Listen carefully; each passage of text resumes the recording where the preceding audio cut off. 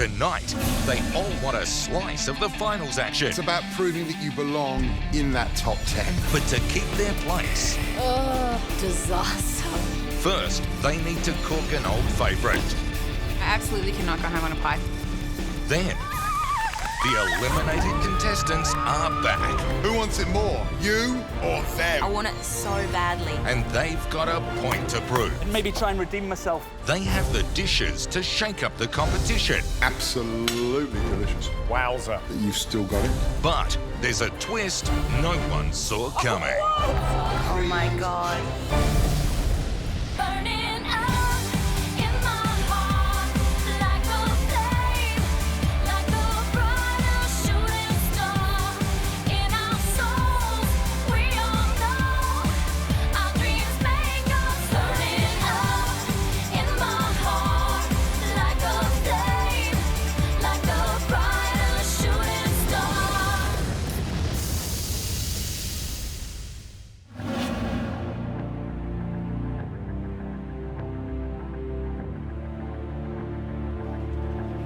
There's a lot at stake today.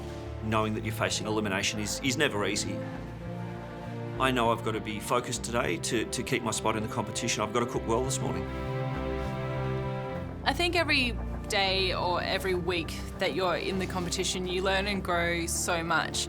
Definitely feel like I felt myself turn a corner, and the most rewarding thing about this whole experience is feeling yourself grow. I definitely don't want to go home.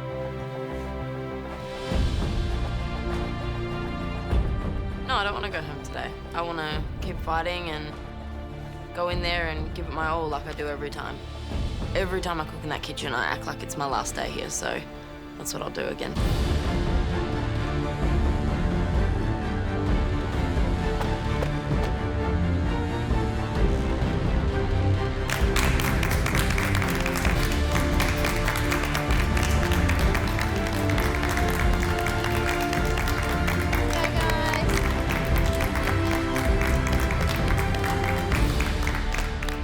What a bunch of strong cooks. You know, I always look at you lot when you walk through the door on an elimination day and go, wonder what they're feeling, you know, what's the mood like? But what I'm actually thinking now is, gee, it's that point in the competition, isn't it? At the end of this cook, one of you faces elimination. Matthew, Jesse, Sarah, Rose, Billy, big decision for you today. The question is, will you use your immunity pin and save yourself, or do you fancy your chances against the people that are standing next to you? I'd love to keep the immunity pin now that we're down to the top 10, but I'm starting to feel a little bit scared at what today's challenge might be. You know, I feel like I've improved as a cook, and I feel like I'm in a good space and I have been cooking well, but we're all cooking really well, so if I didn't use it and went home, that would be haunting. So I'm going to use it. That's probably a great decision. I'd rather be up there on the gantry. I think she's done the right thing. Up to the gantry.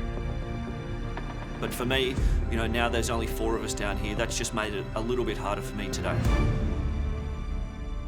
Today's about one thing. It's about proving that you belong in that top 10. And we thought long and hard about what challenge to set you. In 7 years, we can count on one hand the number of great attempts that we've seen in this kitchen at this dish.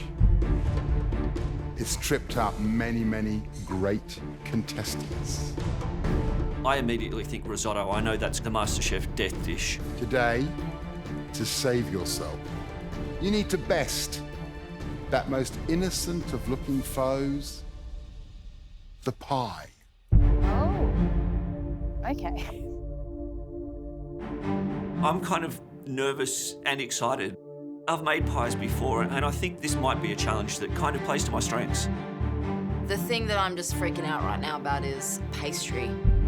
When you're under pressure and you have to think on your feet and there's so many variables in the environment that you're in, pastry is not the thing you want to be making. And when we talk about a pie, we talk about a filling totally enclosed in pastry. Pastry top, pastry bottom, pastry sides. We want a pie that we can cut a slice from. It can be filled with whatever you want. But it must bring us all those things we look for in a truly great pie. Perfect pastry, not tough. Perfectly cooked, not blonde. Filling, delicious. What a pie that we want to go home and make ourselves. So the rules, you have 90 minutes to make us a delicious pie. An open pantry. The top 3 pies keep their makers safe. It's as simple as that. Are you ready? Your time starts now.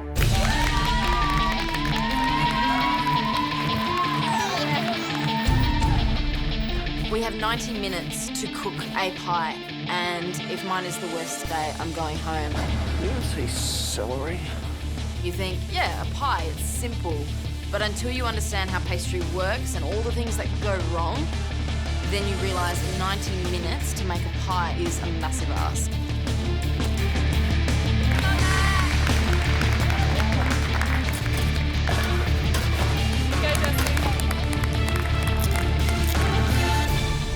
Today, the goal is all about avoiding elimination. You know, there's 3 other really strong cooks looking down the bench.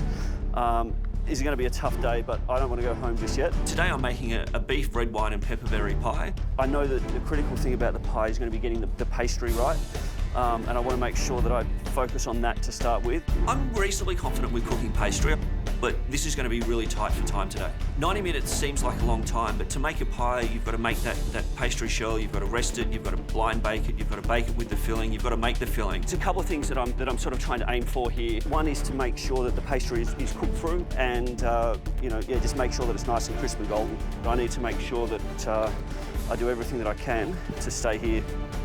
My short crust pastry is looking good. I need to get it into the fridge to let it rest.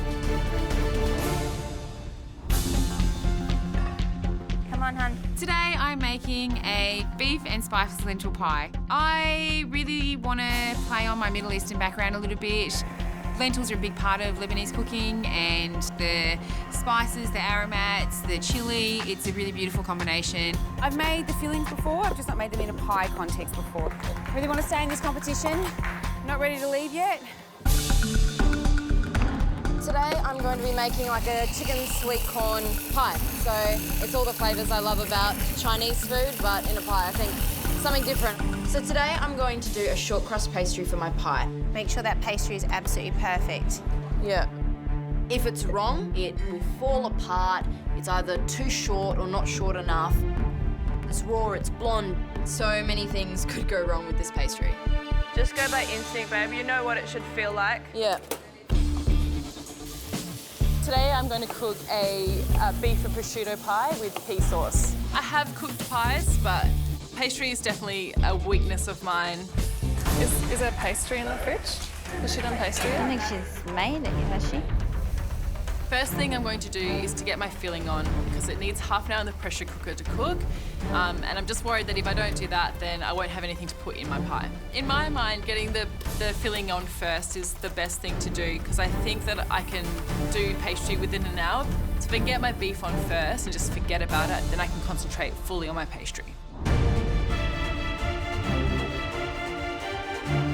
1 hour to go. Come on, guys. Let's go, Sarah. Lots of positive words, guys.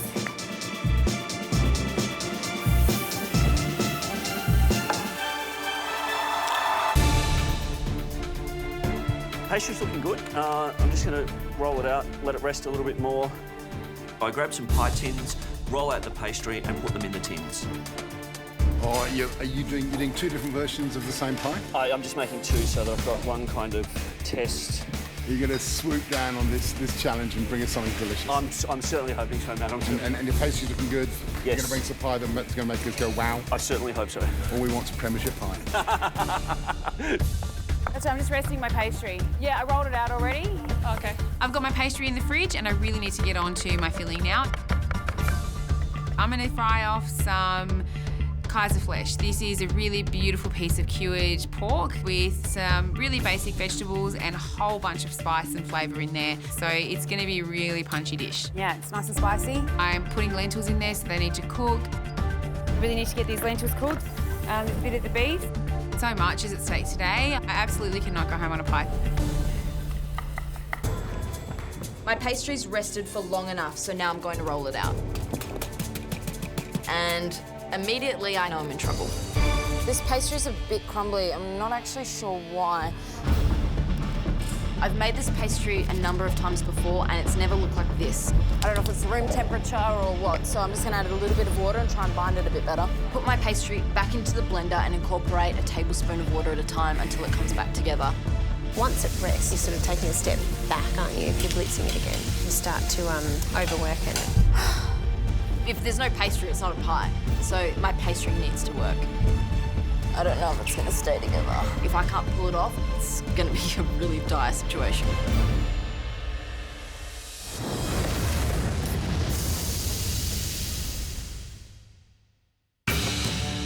I take my pastry out of the fridge after it's rested and it's really crumbly. I've now put water in it, but I don't know if it's gonna stay together. Pastry is like 80% of this challenge. If there's no pastry, it's not a pie. It's not perfect, but I think it might just be workable enough. As long as you think it'll hold together. It's nice and malleable now. All right, the task is simple. Bring us a delicious pie. 45 minutes down, 45 minutes to go. Come on.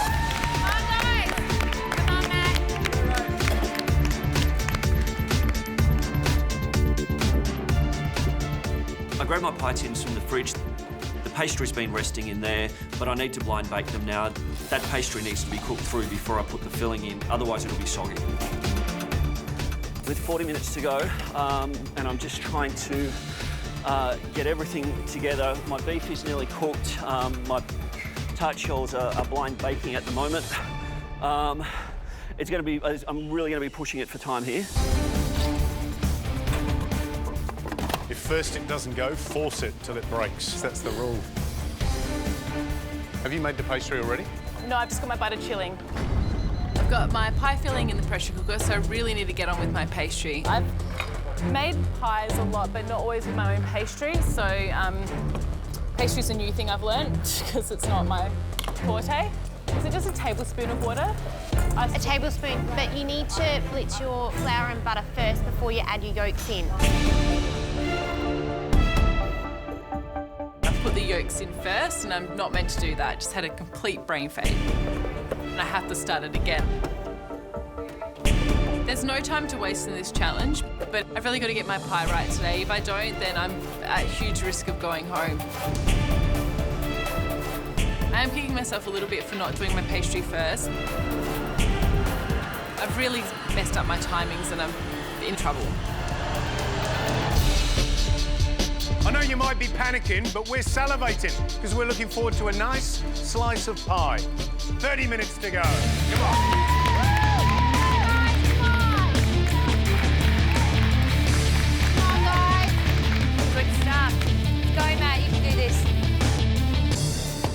With 30 minutes, I'm really pushing it for time. And I'm taking those pie shells out of the oven. They've cooked through beautifully, and I'm putting the filling in there. Come on, Matt. I need to give it an egg wash just to make sure that that pastry comes up nice and golden brown.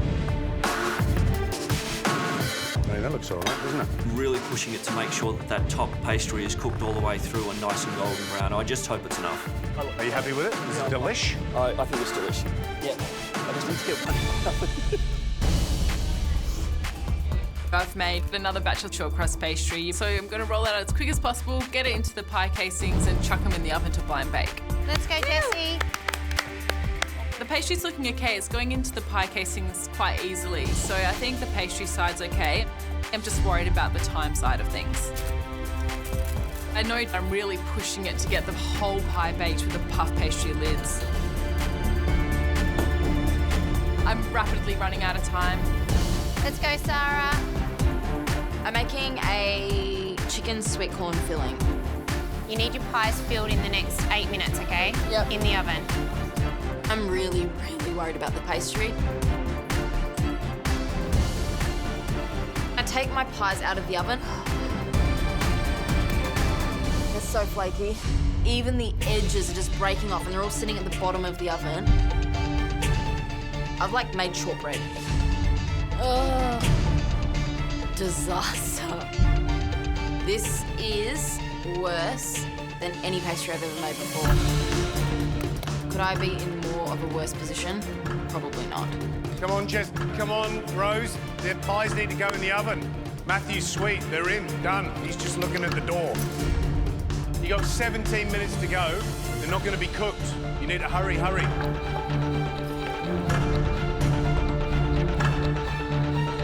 Sarah, get him in. Sarah, you need to get them in the oven now. Don't faff around with them because the things that you do right now aren't even going to matter if they're not cooked, yeah? And shut that oven door, crank it and pray to God. Good work. Come on, Rose!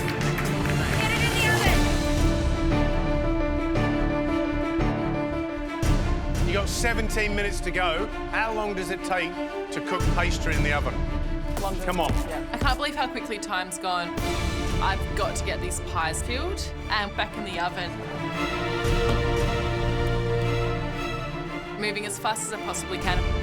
I'm really worried that I won't have a pie to serve to the judges. This pie is do or die. 15 minutes to go. There's no chance it's going to cook in time.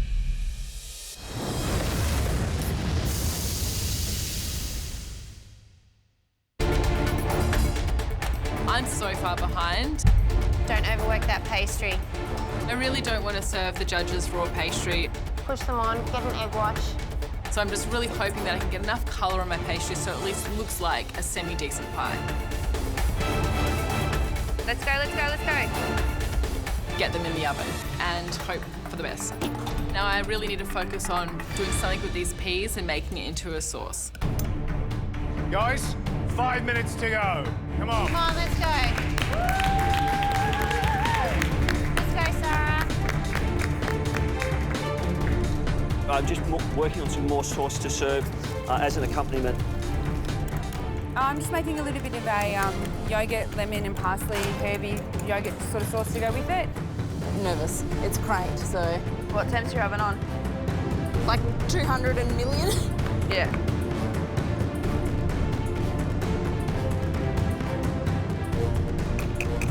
I'm doing a crushed cucumber salad with it. Who would have thought an innocent little thing like a pie would cause so much heartache? 3 minutes to go. Come on, guys! Come on, Jessie! Come on, Maddie!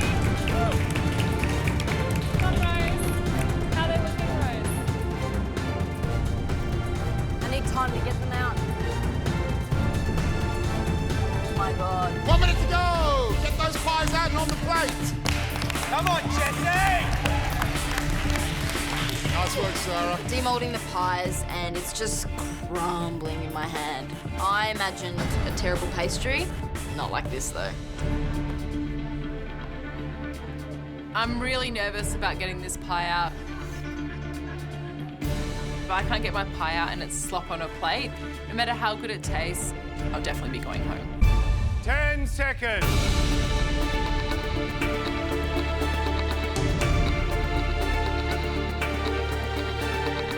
5, 4, 3, 2, 1. Time's up. Oh my goodness. Well done, Sarah.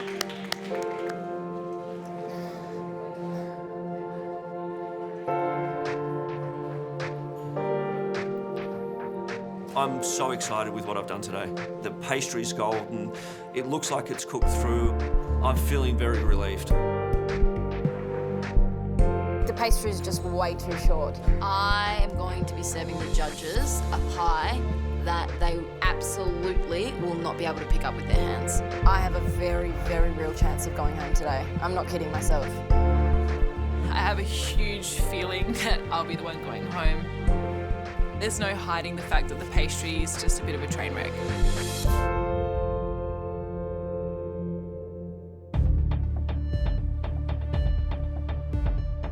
The first pie we'd like to taste belongs to Matthew. Janice goes.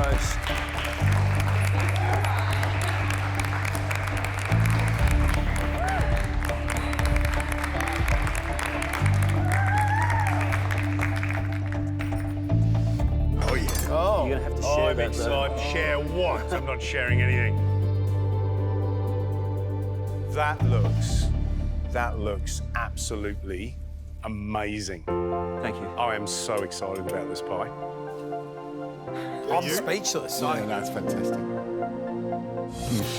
You could put that on a cover of a magazine. Absolutely right. I don't know about putting it in a cover magazine. I'd put it in a big brown paper bag. And put it in your mouth. You could just see Gary sitting at the footy, watching mate, his I'd be so happy. watching his team lose, obviously, and eating one of them. Smash it. What is it?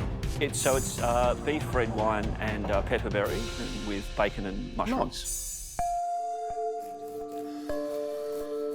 It sounds good.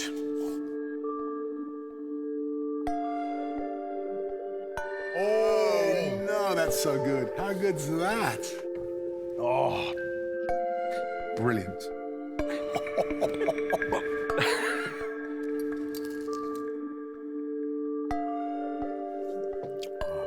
mate.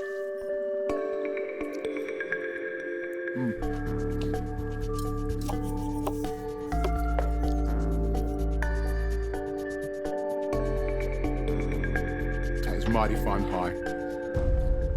Yum. I'm going to eat all of this, so just make yourselves comfy.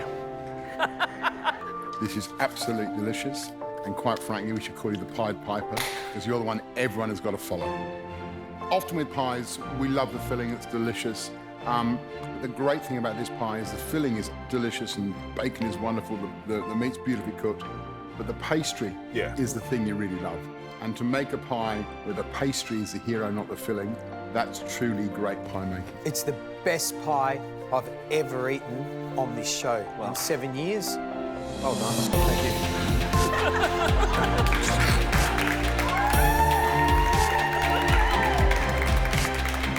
Tell me he's not safe. What, he's safe? Yeah, of course he's safe. Go upstairs, go on. Up you go. Go on. Yeah, that's amazing. Brilliant. No,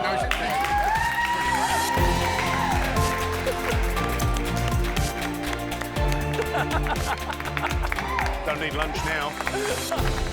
Next up, Rose.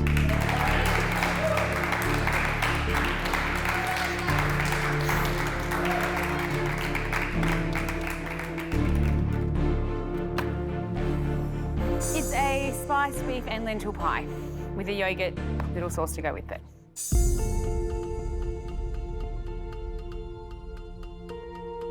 God, I'm so nervous. Oh, looks good. Pretty good. Yeah, looks good. Look at that.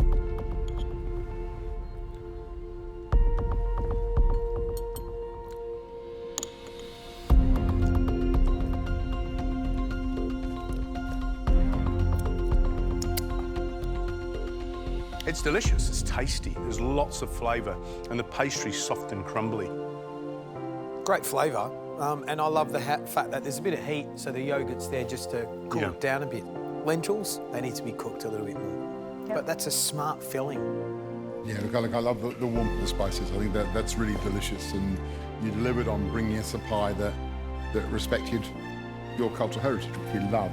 Well done, Rose. Good job.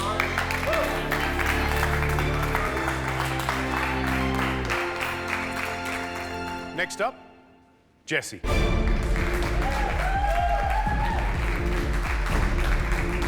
I feel really worried. If this pastry is raw, I think I'm pretty much guaranteed to be going home. It's a beef, bacon and red wine pie and a parsley and pea sauce.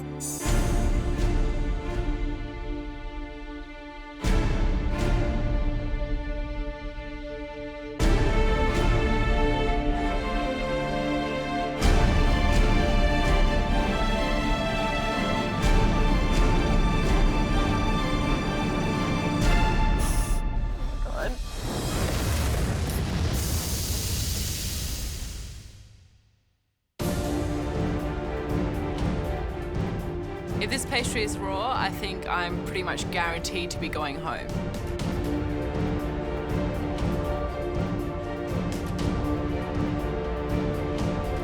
That's raw pastry.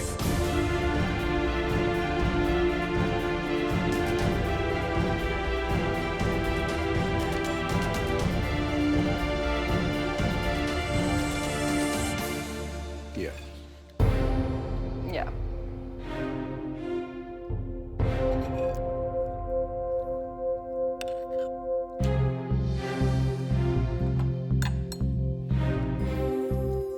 Yeah, and so totally undercooked. It's a shame.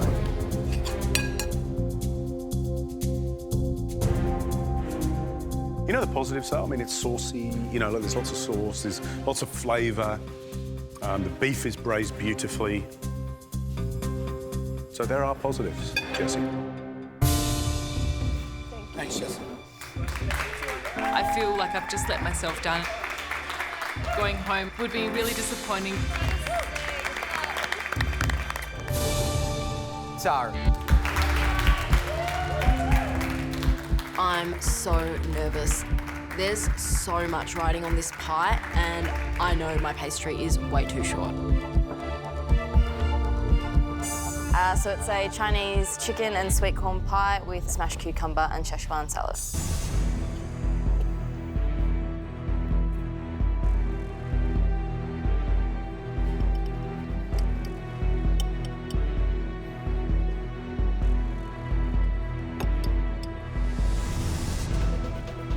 Actually.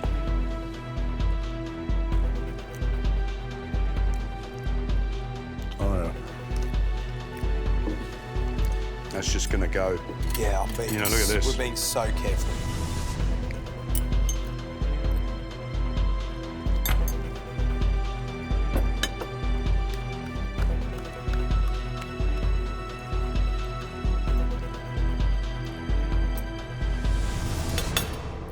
That is so crumbly.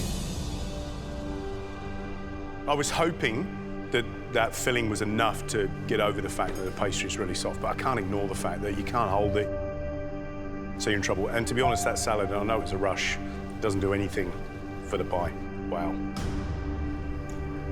It is a shame because I actually like that sort of chicken and sweet corn flavour. But, yeah. Yep. In terms of it being a pie we can slice and hold up to show the world, Yep. it falls apart slightly. Thanks, guys. Thank you, Sarah. I'm devastated, but my pastry is at least cooked, so that's the one thing I'm holding on to today, that little ray of hope.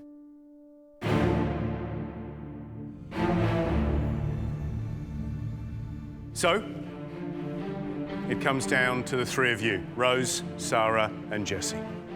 I think Sarah and I pretty much know that it's going to be one of us. All three of you delivered great pie fillings. Jessie, your pastry was raw.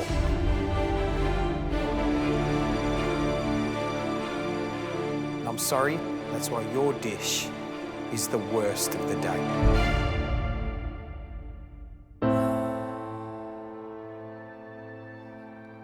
Okay. Trying to hold it together.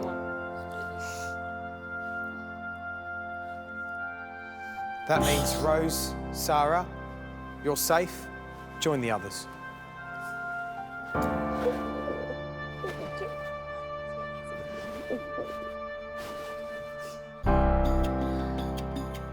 I'm feeling really disappointed with myself. Ideally, I would have liked to have walked out on a dish that I'm like, I did the best I could do and I'm really proud of myself. But all in all, it's, you know, it's not a dish to be proud of. Jessie, on any other day, you'd be going home at this stage, saying your goodbyes and leaving the MasterChef kitchen. But MasterChef is all about giving people a second chance, a chance to follow their dreams, a chance to succeed where they first failed. So today, Jessie, you're going to get a second chance. Jessie, we're giving you an opportunity to prove to us that you belong in the top tier. But you're not the only one that gets a second chance.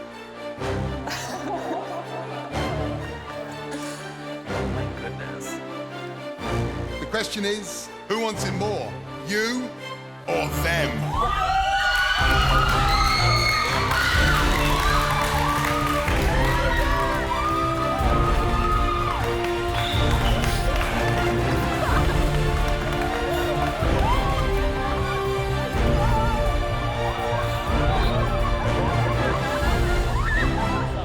I'm not crying because you're back. Oh my God. Jessie, step out the front. That's great. Right, you lot. Christina, what have you been doing since you left MasterChef Kitchen? I'm cooking at the West End Pump House in Hobart. Fantastic. And the chef there has had the pleasure of serving all of you before at Gary's. Yeah, sure. Yeah, So, yeah, it's great. I love that. That's great. James, how about you?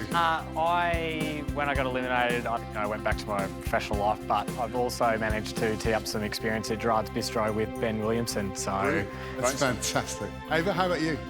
I've been working with Justin North and Russ Dedman at the Hotel Centennial in Sydney. It's awesome. That's fantastic. Yeah, so much fun. Love it. So this is crunch time and top 10. 9 contestants are guaranteed a place. That leaves 1 place for one of you.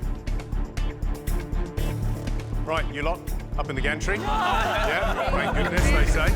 Good luck, everyone. We are only looking for 1 dish, the very best dish.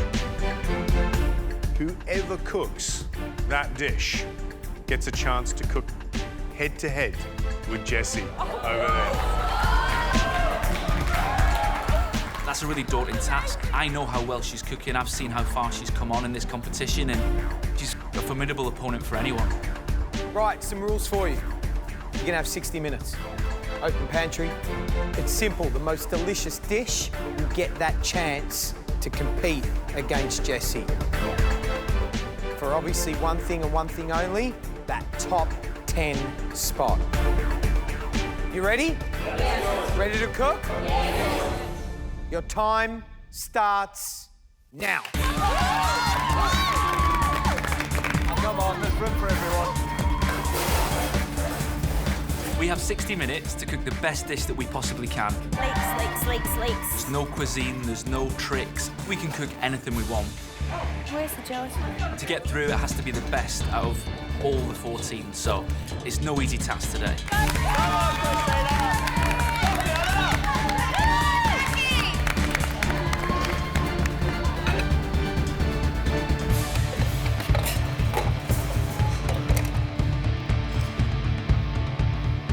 Oh, this looks promising, doesn't it, Christina? Doesn't it ever? It does, here. So what are you making? Pasta and... Today I'm going to do a poached snapper fillet with some butter braised leeks and a prawn mousse ravioli with a prawn head sauce. Have you picked up any tips, working? Oh, yeah, For absolutely. example? The thing that you were trying to drum into me the whole time I was here finally sank in when I left. Which was? Which was keep it simple.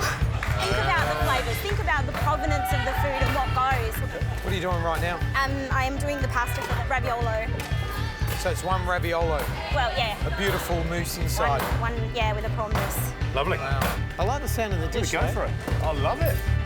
I've got my dough resting and it's time to make my prawn head bisque. So I get some prawns and put them in a pot to start caramelising and roasting. I chose this dish because it's a really classic dish and it has so much technique. I'm absolutely desperate to get back in the competition. So, Car, what are you making? I'm revisiting the 2 dishes that knocked me out. I love that. Kale and that salad.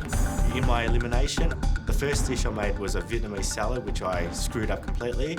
It's clumsy in terms of the cutting. And the second part was a quail. It's a little too cooked down one end and, a little bit raw on the other. So today, I'm going to join them 2 together and make it the ultimate dish. How important is it for you just to kind of banish that demon and deliver us a dish that we would have been proud of back then? Oh, so important. Like, I just want, even if I don't get in, at least something I'm happy with. Yeah. Good luck. Oh, thanks, man. Oh my God, I want them all to get in. 15 minutes down, 45 minutes to go. Come on.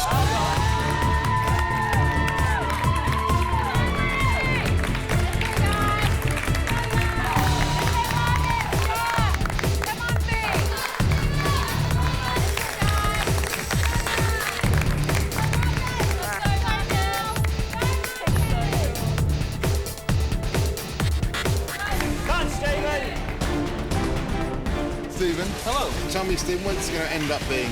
I'm just going to confit a fillet of salmon. I'm going to do that with fennel, roast fennel and confit fennel. Where's the wow? Yep. You know, look around you. Look at Yeah. the quality of these other cooks. Yep.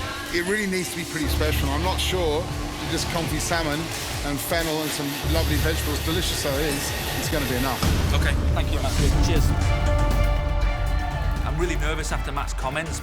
This is my last shot to get back into this competition.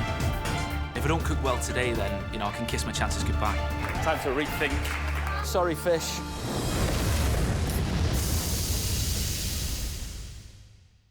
I'm not sure just confit salmon and fennel and some lovely vegetables, delicious though it is, it's going to be enough. Okay, thank you, Matthew. Cheers. I've got to change my dish. The salmon's not impressive enough. I've got to prove to the judges that I deserve to be into the top 10. Time to rethink. Sorry, fish.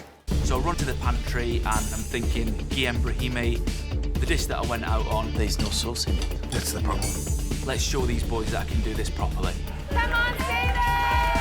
I've got ingredients similar to the sea urchin pressure test that put me out, so, you know, this is a real risk. If I mess this up again, then, you know, there's no way I'm getting back in, but if I nail it, surely that's going to show them that I've learned, and that might get me back in the competition. So I'm going to do confit lobster with the fennel, some mussels, and maybe try and redeem myself from the sea urchin dish, because it's kind of similar ingredients, and I'd like to be able to show them that I can do it. So as I'm chopping the lobster shell for my sauce, I'm just thinking, right, I've got to nail this sauce. My sauce is what put me out of this competition, and I'm hoping it's going to get me back into it.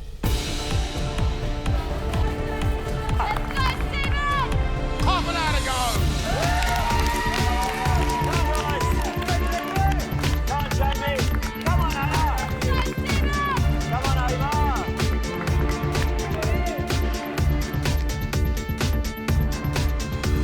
Revisiting it is very much the story. What I love is so many returning contestants are going back to dishes that maybe sent them home. Carl with his whale dish, you know, they want to prove to us and to themselves that dish could be great. So that's exciting to see. What I do like though is I like the fact those people have been out there getting experience. Like, for example, Marcus at the back. Marcus is bringing eggplant puree that he learned when he was doing work as a cutler and coat. And Ava, she's been working with Justin North at the Centennial, and she's doing a dish that obviously reflects her time working there. Polenta, beef, a little salsa verde, and it sounds delicious. Yeah. And also Christina, she's been doing work in Hobart. She's doing a snapper raviolo, and, you know, she's making a nice pasta, a nice mousse, and so high hopes. I'm really determined to get through today. I know the chances aren't great, but I'm going to give myself the best chance. My pasta's looking good. My bisque is looking great. It smells really good. Got to get on to making my raviolo. Everything on my dish has to be perfect today. At stake is the chance to get a place back in the competition, and I'm really nervous about it. I want it so badly.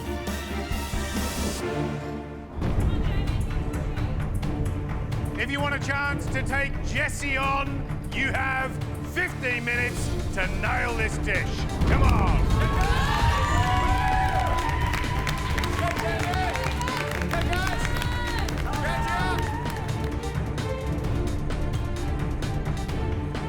Yum. So my sauce is ticking away and I need to get onto this lobster tail. I've not got long to go and I'm worried that I'm not going to get it cooked in time. I need to check on my mussels. I take the lid off and the whole thing's on fire. I haven't burnt the perno off. Nice, Steve. I'm blowing, trying to get this flame out quickly, otherwise my mussels are going to burn. Pull out a mussel, they've only just started to open. I taste one, it tastes fine. I've got away with it, thank God. I've still got absolutely stacks to do. I haven't even filleted my fish, so I do that really quickly and get a lovely clean fillet and get it onto poach. Come on, Chrissy! I also have to put the raviolo in the pot, and I don't have any water boiling. I've left the boiling water right till the end, and now I have to boil it from cold. Let's go, Chrissy. Can you halve your water so it boils quicker? If the water doesn't boil, can't cook the raviolo, and I'm done for. 5 minutes to go. You remember that? 5 minutes.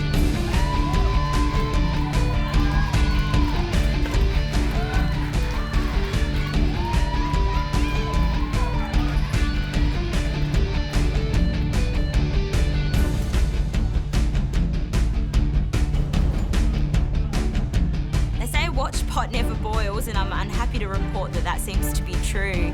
It's taking forever for that water to come up to temperature. Finally, it's boiling. I'm over the moon. I know that it's not going to take too long for that raviolo to cook, but I'm feeling really, really nervous. There's no raviolo. That's an element missing, and it really needs that to take it a notch up. Now you remember what that pressure feels like back in the MasterChef kitchen. 3 minutes to go. Come on, Steve. Come on, Steve. So despite my disastrous start, I'm actually in quite a good place. Keep pushing, Stephen, you're almost there. Fennel looks delicious. I put the lobster tail on. I'm worried that this might be a little bit under. This is the key element of the dish, and if the lobster tail's not right, it's just not going to be the dish that I want it to be. That looks amazing, Jackie. 20 seconds. 30 seconds. If it's not on the plate, we don't taste it. Come on, Ava. Come on, Ava. 10 seconds.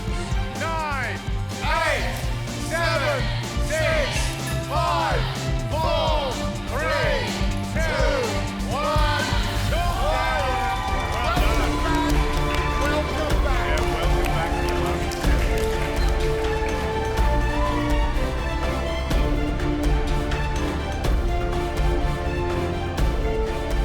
I'm really happy with the dish. I think that the fish is well poached. I think that that raviolo is going to be delicious with that prawn mousse inside. I've got to believe that I'm the champs today. I came here to get back in the competition, so I don't want to sell myself short. I'm really, really happy with it. I think it looks elegant, it tastes good, but I'm still worried that this lobster tail might be a little bit under. Really want to be in the top 10. I want to experience what all the guys up in the gantry are going to experience over the next few weeks, and then and be part of that finals week. So getting knocked out is made me want this even more. Hopefully that's enough to earn me a chance to fight against Jessie for a place in the competition.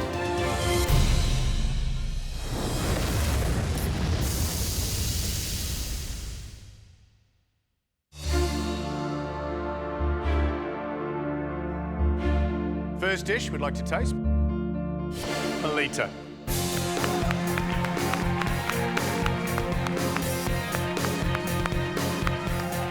Oh, that looks pretty, doesn't it?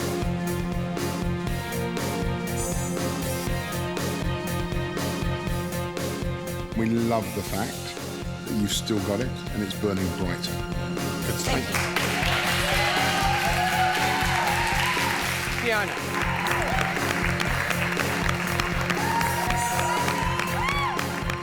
What have you cooked? I've cooked Kraniken. Huh? Kraniken. Kraniken, we like it. Kraniken. I really like it. Thank you for introducing me to something I've never eaten before. Thank you. John.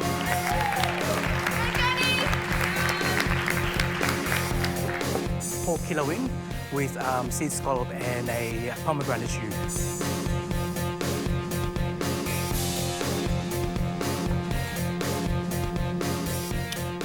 I like the flavour in that. It's salty, it's sweet. Scallops cook well.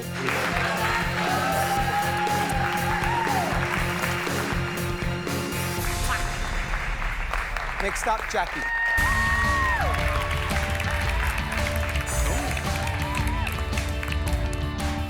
Look at that. Hello.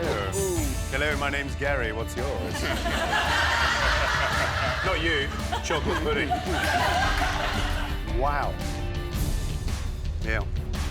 Two things I really missed. Your gigantically broad smile and your ability to bring us things that are so amped up and so out of control that they have a kind of madness about them. And this is one of those things.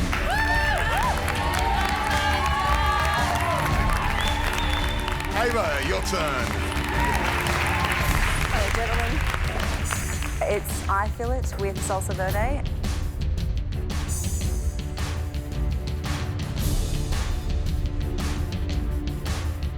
You have got some fantastic teachers where you are. Yeah. And that salsa verde shows that you're learning already from some of the best. Yeah. Keep learning, keep going, and please, when you open your new place in 4 years' time, please let us know, because we'd love to come.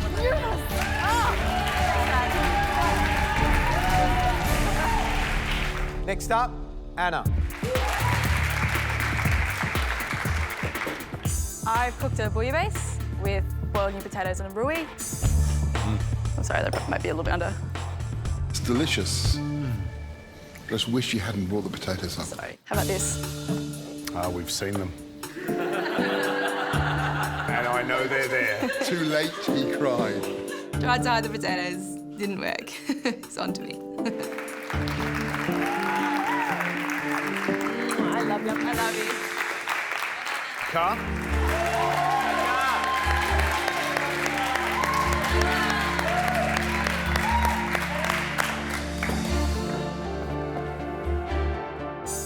Quail with Vietnamese salad.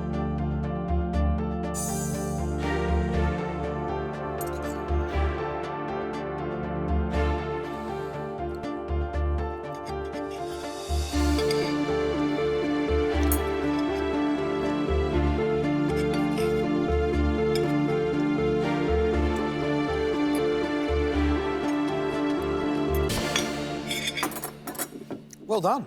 Yeah. Well done. Well done for putting up a dish that is really tasty and delicious. Perfectly cooked quail.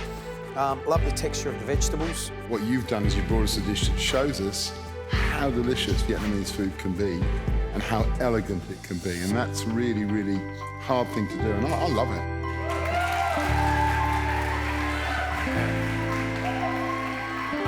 I think I've redeemed myself and I'm really proud of myself that I cooked up a great dish. Next dish, Christina's. I'm really nervous because I want them to love my dish. I want to have kicked it out of the park. Christina, tell us what the dish is. Today I've made a poached snapper fillet, butter braised leeks, a prawn mousse raviolo, and a prawn bisque.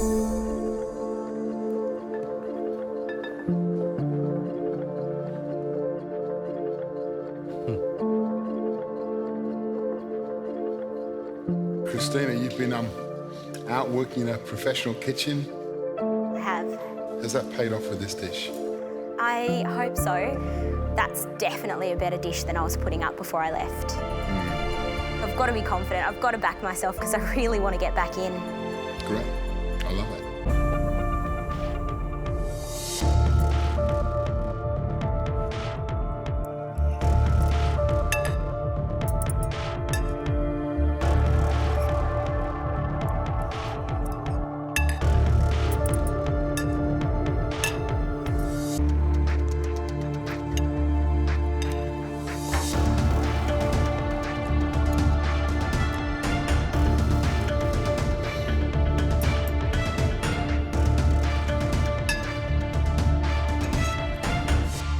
That is absolutely delicious.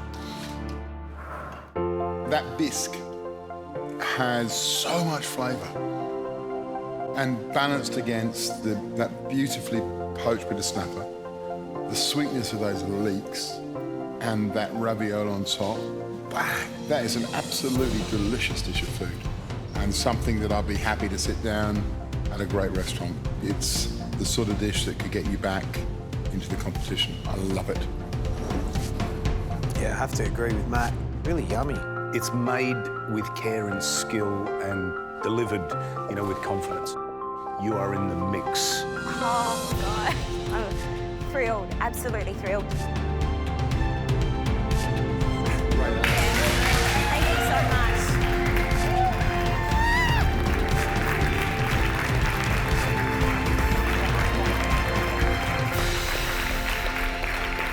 Next up, Stephen. I'm probably the most nervous I've been since being in the competition. I want to prove to the judges that I'm the one that deserves this chance again. And I'm just hoping that, you know, this isn't the last time I get to do this. This lobster tail needs to be perfect. My gut's telling me that it's not right. There's nothing worse than undercooked fish.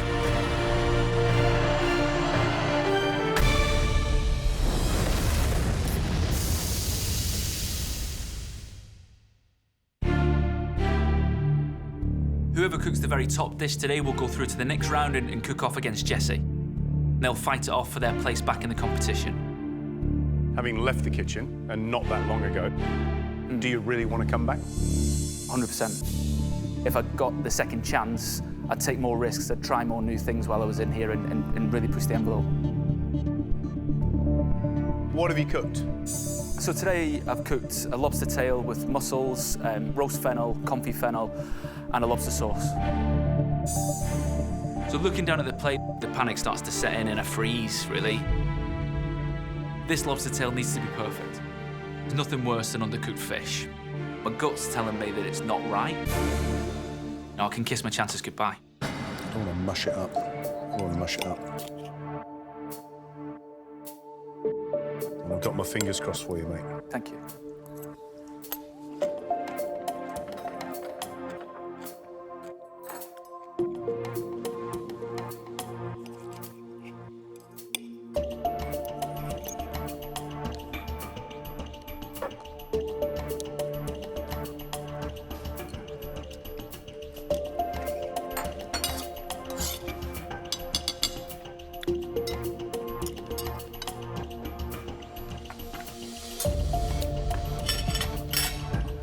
Oh, Stephen.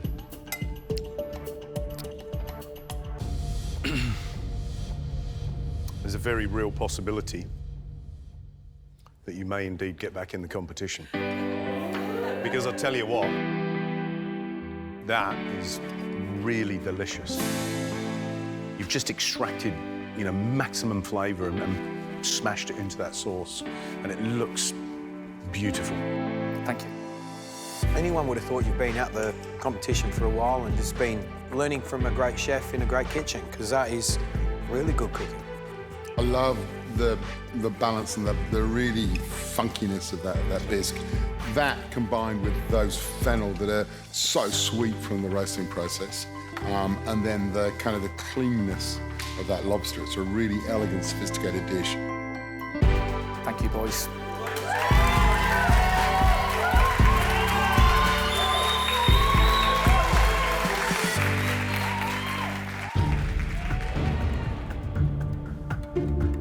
Some of you today brought the best cooking we'd seen from you in the whole competition. 3 of you, however, stood out. Stephen. Oh. Christina.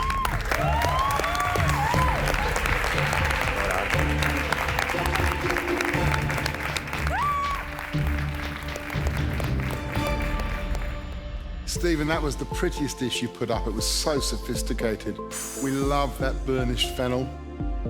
And you smashed maximum flavour into that bisque. You showed us why you've got so far in this competition. Well done. Thanks. Kai, you brought us beautiful Vietnamese street flavours, but elevated to restaurant level. You showed us how beautiful and how elegant Vietnamese food can be. Oh, Christina, that fish so white, beautifully cooked. And the bisque so complex. And those leeks sweet and buttery. You really demonstrated that you have been hard at work since you left this kitchen. The dish that has earned its maker the right to cook against Jessie for that last place in the top 10 is Stevens.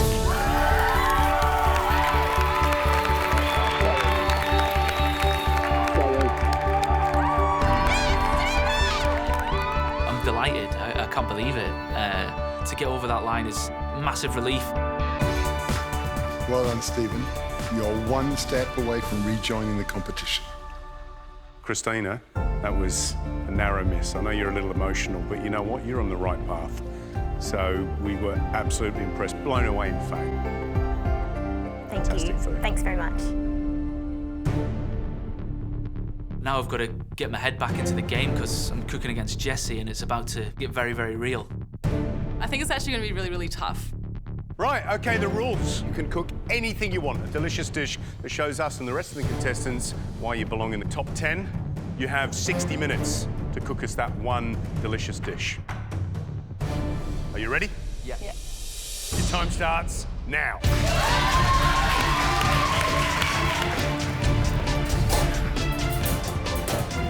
My heart is racing. Definitely feeling the pressure of the enormity of this cook. I definitely want to put up a dish that proves to the judges why I should be to the top 10 and not leave today.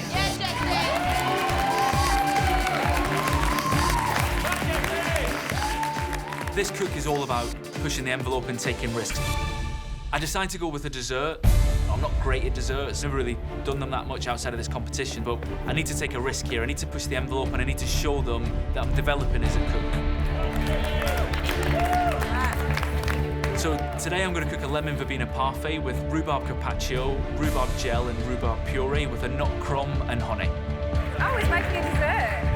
Yeah, because he never does desserts. It's going to be a long, hard struggle, but I've got to beat Jessie in order to get myself back into that top 10. I'm going to fight to the bitter end.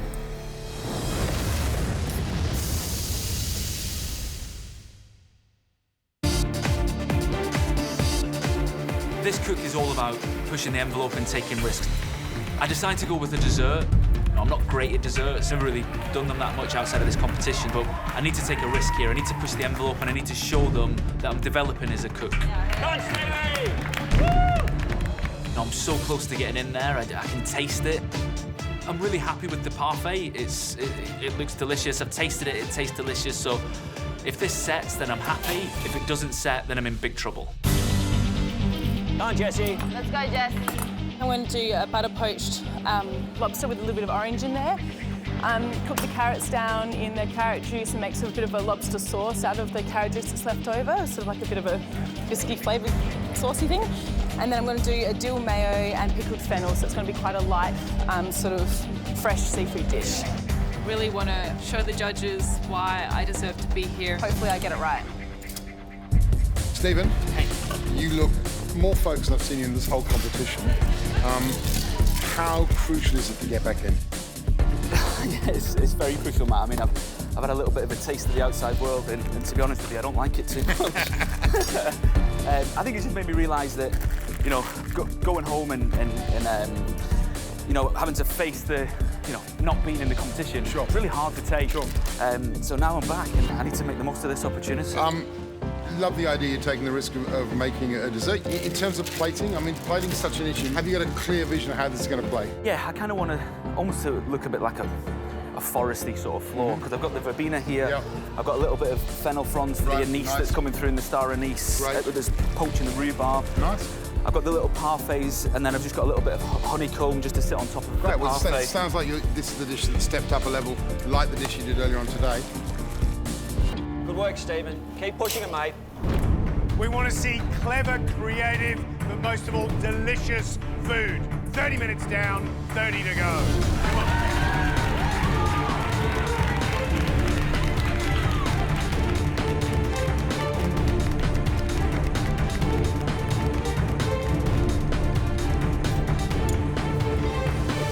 Hello, Matt. You're looking very calm, and you're moving in a controlled manner. Is this Is there enough energy? I think I'm internalising all my stress because I feel like I'm going to explode. Right. Right. Yeah, I actually feel really, really nervous. Sure. I'm really aware of how much Stephen wants to be here, and I want to be here too, so I'm not ready to go home. And when I got almost eliminated, it just kind of hit home a little bit how much I really want to stay. We know that you're both good cooks. The only issue really now is how you both deal with the pressure. Yeah. Thanks, Matt. Come on. Hi, Jesse. I am definitely feeling the pressure. Looking over and seeing Stephen so focused is making me feel even more stressed, and I just really don't want to blow it. Just got to keep moving quick, and then I should be able to get everything done. Guys, 20 minutes to go. Keep pushing. You can do it. Let's go.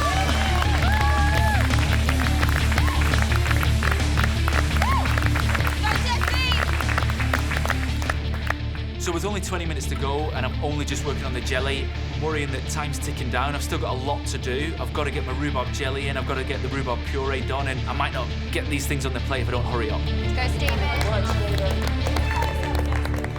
I'm pouring my jelly into moulds and I'm just thinking that it's not going to have enough time to set.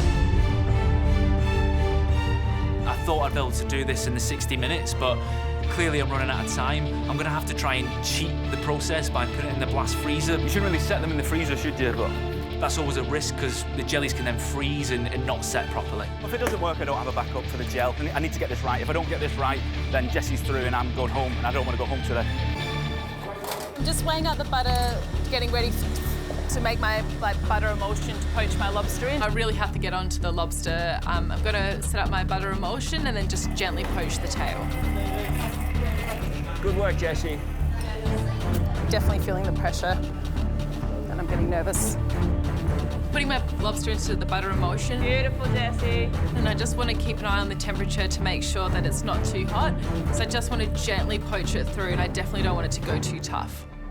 I'm just keeping an eye on it and just making sure the temperature's not too hot on the lobster, because that will be the worst thing that can happen to it. My whole future is hanging off this lobster tail. If I don't get this right, then I definitely won't be back in the competition. So I've got to make sure that it's absolutely perfect. I've just turned off the heat to make sure it doesn't get too hot, and I'll check it shortly. So the majority of my elements for this dessert are now in the freezers or the blast chillers to set. I take my nuts out of the oven, I'm happy with them. So now I need to move on to my rhubarb puree. Come on, Stephen. I'm blending the rhubarb in, it's not working. It's lumpy and grainy. I don't know if it's been poached enough, I don't know if I've cooked it for long enough, if I've cooked it for too long, if there's enough liquid in there for it to puree.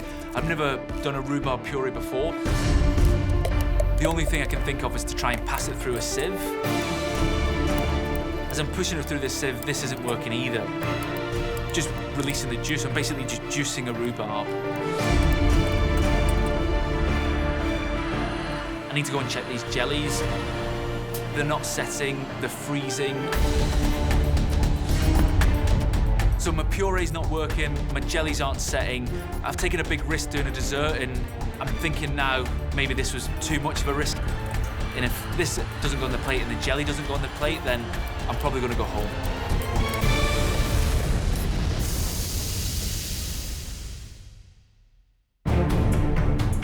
Crunch time. 5 minutes to go. Decide what you're going to plate up and how you're going to do it. Let's move it.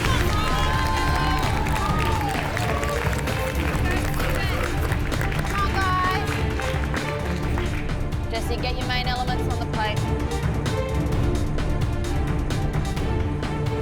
It's 5 minutes to go. My lobster's still a little bit under. Just nervous about undercooking it, so... Put it back on heat, come on. 5 minutes, babe. I think it's just taking a little bit longer than normal. I'm definitely feeling the pressure. It's the hero of the dish. If it's not right, it'll be really obvious.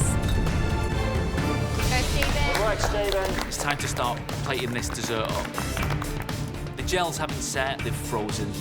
They're not going to go on the dish. So I'm not happy with the puree. Now I'm going to be without two elements on the plate that were really key elements, but I've got to get these other elements onto the dish. My parfaits out the freezer, and I'm absolutely delighted with them. Stephen, it looks amazing. Keep going. I'll get them out of the mould, and they look the part. I know they're going to taste great, and yeah, I couldn't be happier with them. You got this, Stephen. You can do it. I start putting the crumb on the plate.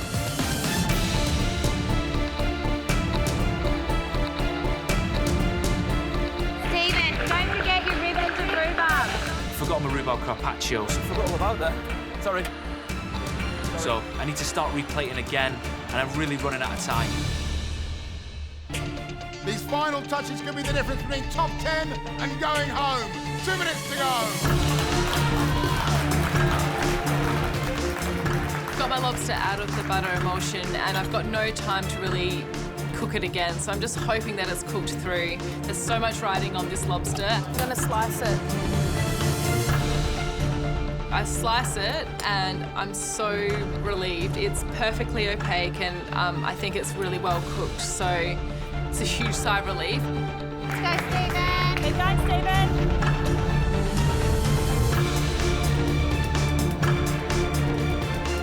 30 seconds! Come on!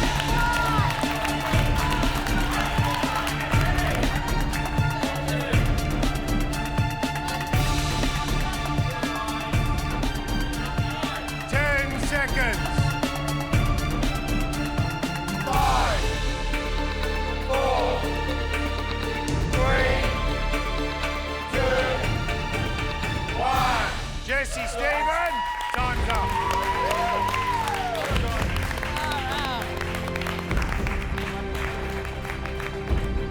I'm really happy with the dessert. I mean, it's obviously missing a couple of elements, but, you know, I can definitely say it's the best dessert that I've done in the MasterChef kitchen. It's probably the best dessert I've ever done in my life.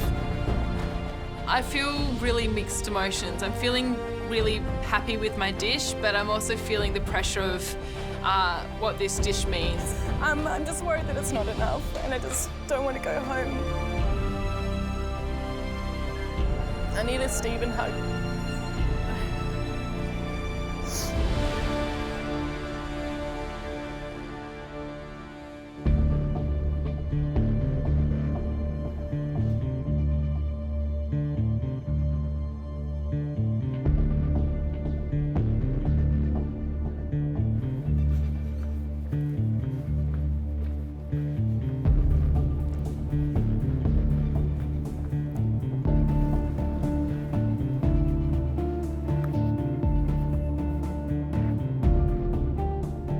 So it's a lemon verbena parfait with rhubarb carpaccio and honeycomb and fennel fronds with a nut crumb. Have you done it? Have you done enough? I really hope so. But there's a couple of elements that I missed. Kicking myself a little bit for that.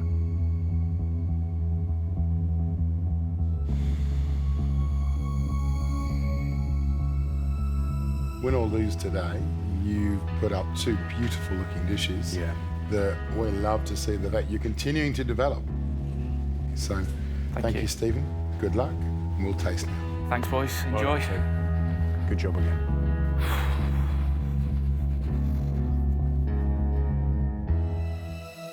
What do you think, boys? I just look at it and just go, geez, come a long way, this guy, isn't he? Yeah. Right, let's taste.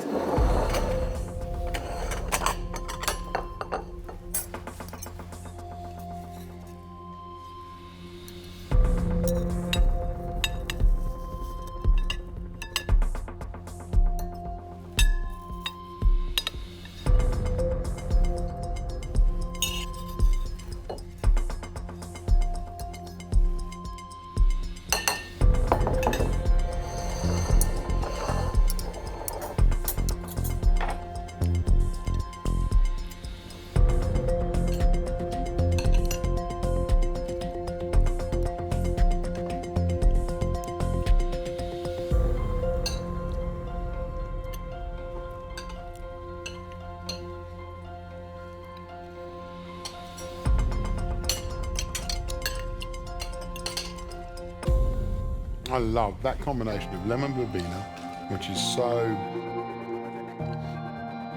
almost floral in the parfait. Little hints of lemon go so well with the fennel and so well with that honey. And also the toastiness of the crumb works really well with all those elements. And the problem is that the rhubarb hasn't got any acidity. So we've got lots of creamy, we've got lots of sweet, we've got lots of fragrant, but there's nothing tart there, there's nothing acidic, and there's nothing to refresh the palate. You need something to give you an acidic counterpoint to when you come back to the creamy and the sweet, it brings the dish alive. So what's there is really, really good. What isn't there is what's really, really necessary. Yeah. Well done on the parfait, but perfect amount of lemon verbena. I love the addition of honey. Yeah. It's missing fruit for me. That's what I need. I mean, I can see rhubarb, I want to taste rhubarb.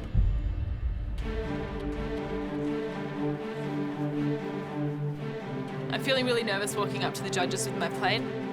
It all comes down to which dish they want to go back and eat again and again, and if they prefer Stephen's over mine, then I am going home.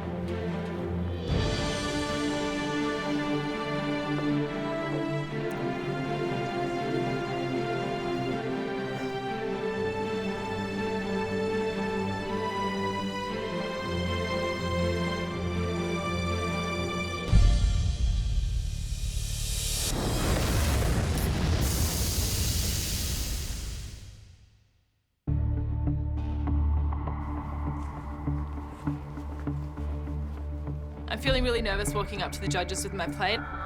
It all comes down to which dish they want to go back and eat again and again, and if they prefer Stephen's over mine, then I am going home, and that's a really scary idea.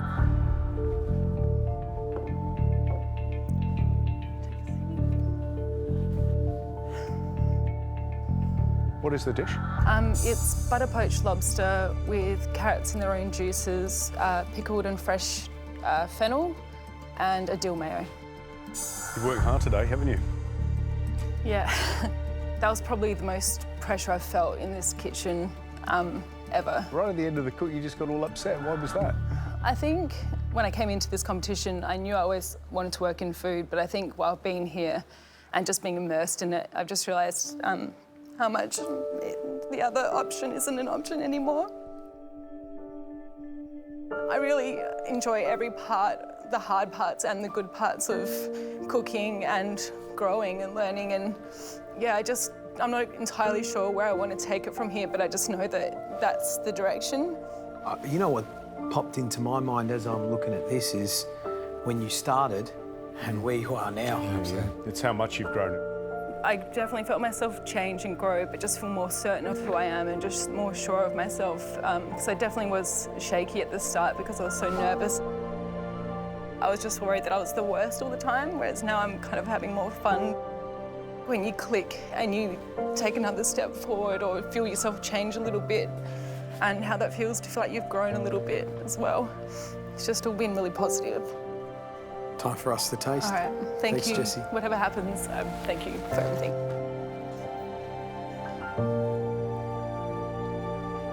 Can't wait to taste, really. Yeah, let's go.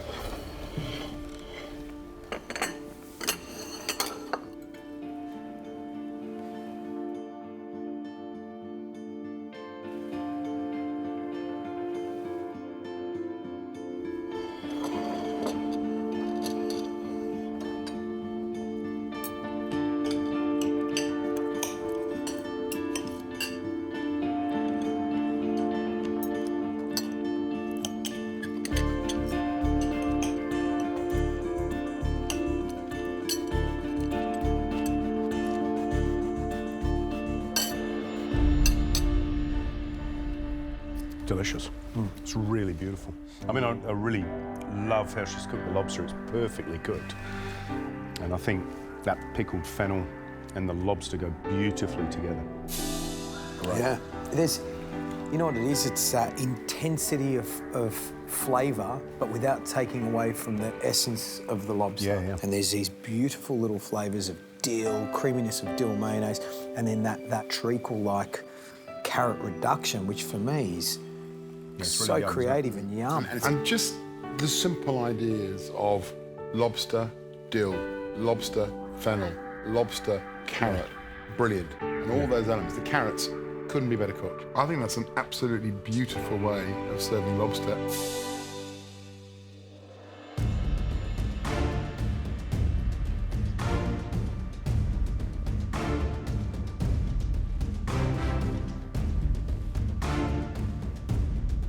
You two look very nervous, and understandably so. There's a lot at stake, but it's been a monumental day, an epic day, where 14 contestants have been vying for the opportunity to fight against Jessie for their place in the competition.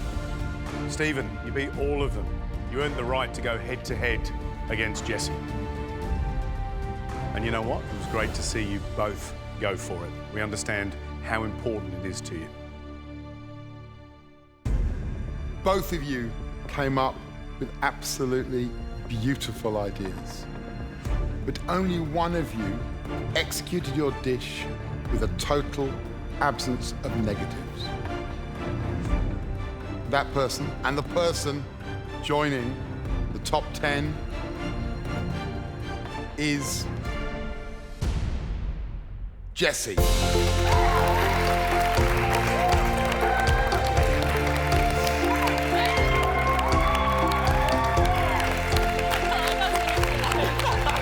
Oh my God, I'm so relieved. I feel like I've been given a lifeline.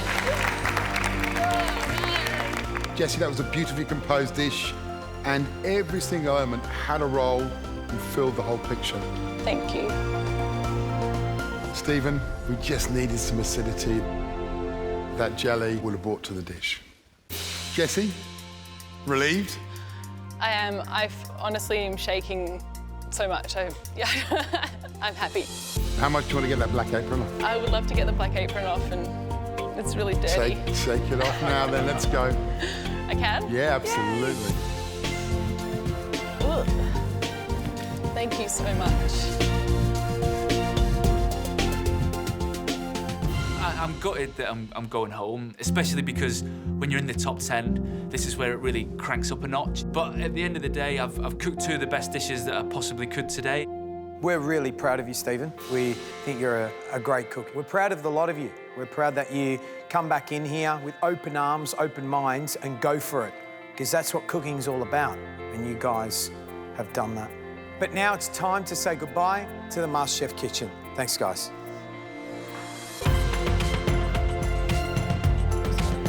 See you later. No regrets. I've had a great time. I've cooked some good food and met some great friends. So today's definitely been a highlight.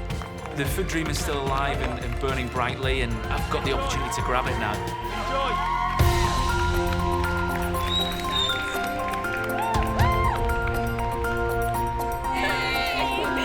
Right, that's it, guys. Congratulations, because you are our MasterChef Top 10 for 2015. I feel a little bit lost for words. I feel 1,000 things at once, actually. I really wanted to make top 10, and that was one of my big goals, and I feel really proud of myself that I have made it that far, so I really want to stay and see how far I can go. Next time, it's a mystery box. Lift your lids now. That will stay a mystery. Oh. Even when the lid comes off. Our mystery box. Our contestants will work with ingredients Why did it do that? I don't know. they've never even seen before. Oh, wow. I'm not out of my comfort zone, I'm out of my comfort universe. This challenge will inspire. You're onto something. Genius. Some of the most creative cooking of the season.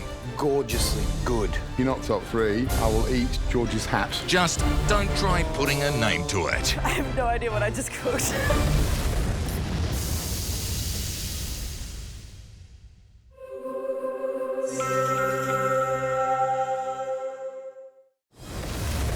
Previously on MasterChef Australia, the eliminated contestants return. Who wants it more? To fight their way back into the competition. Maybe try and redeem myself. Stephen won the right to cook against Jessie. Look at the old handshake. But when his jelly didn't make the plate, Forgot all about that. his last chance went with it. Congratulations, you are our top 10. Tonight, it's a mystery box. You lift your lids now. That will stay a mystery even when the lid comes off.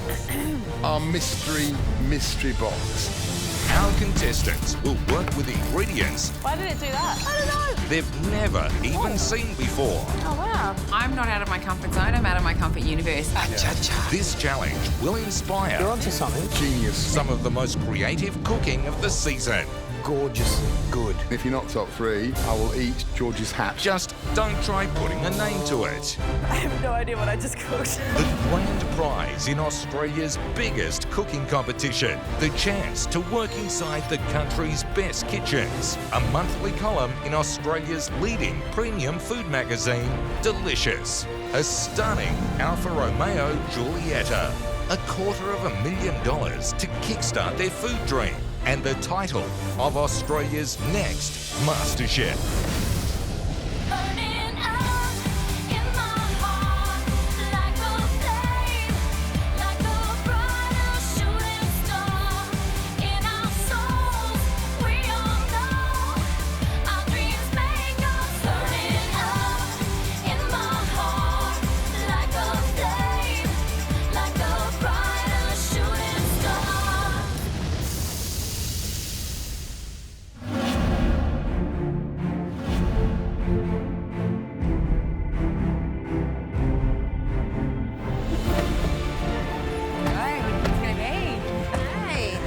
Start of a new week and I'm in the top 10 and I'm feeling really good about that. It was a goal of mine to try and get here. I didn't think I'd make it this far, but I know that I need to refocus now, and finals week is only a couple of weeks away. I've really got to work harder to make it that far. Let's do this. It's nice to officially be in the real top 10. I feel really focused about the competition at the moment, and I actually feel really lucky to be here. New week, top 10. Let's go.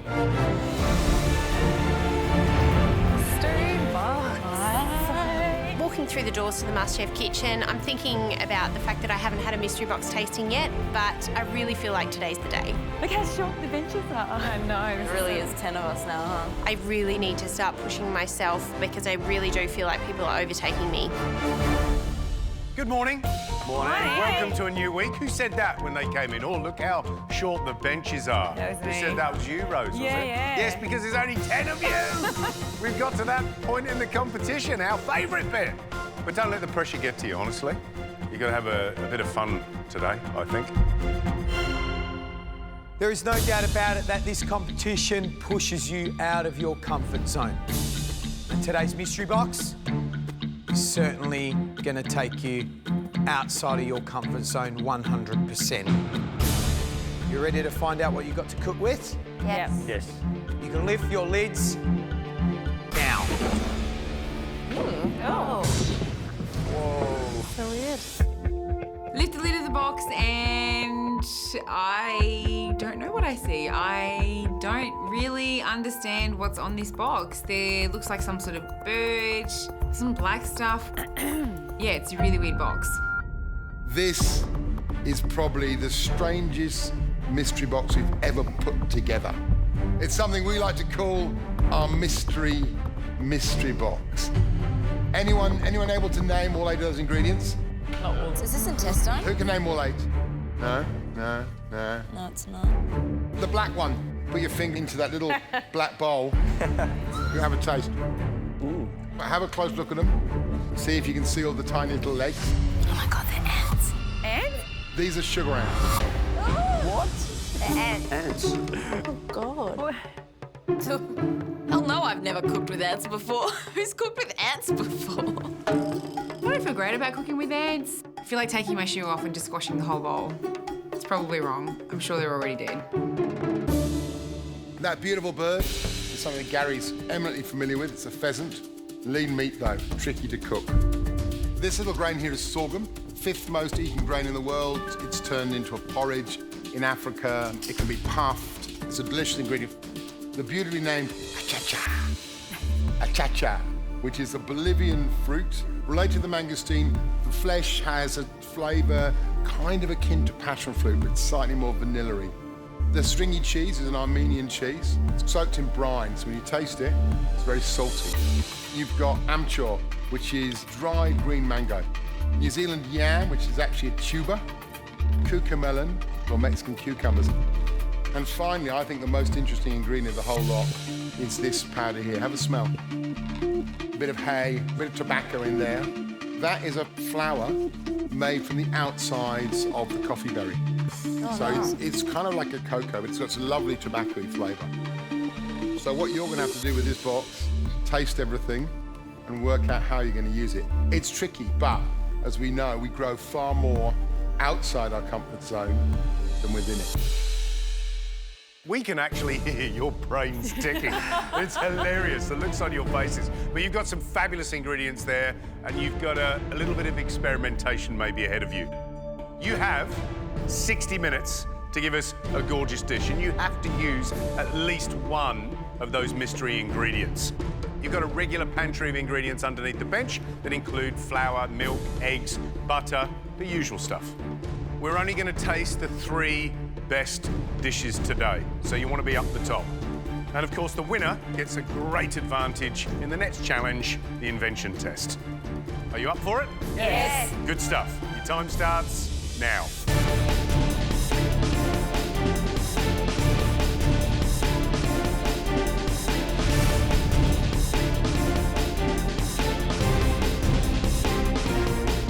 I don't know what I'm going to make with these ingredients. I am literally racking my brain right now. And I know I need to taste everything on this board because I have no idea what any of this stuff tastes like, and I'm kind of freaking out about tasting ants. Ooh. Yeah, I kind of like the ants. They're kind of cool. They're a little bit crunchy. They're quite sour. I might use the ants. Yeah, I'd like to give it a go.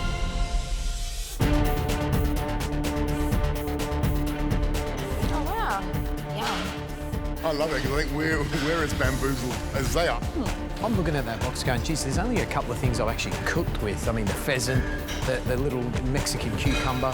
You know what I like? Because it's unknown, and it would be for us too. They're just playing around, frying a bit of that, poaching a bit of this, toasting a bit of that, and seeing how it all works. And it's really interesting looking at their faces while they're trying to figure out what goes with what.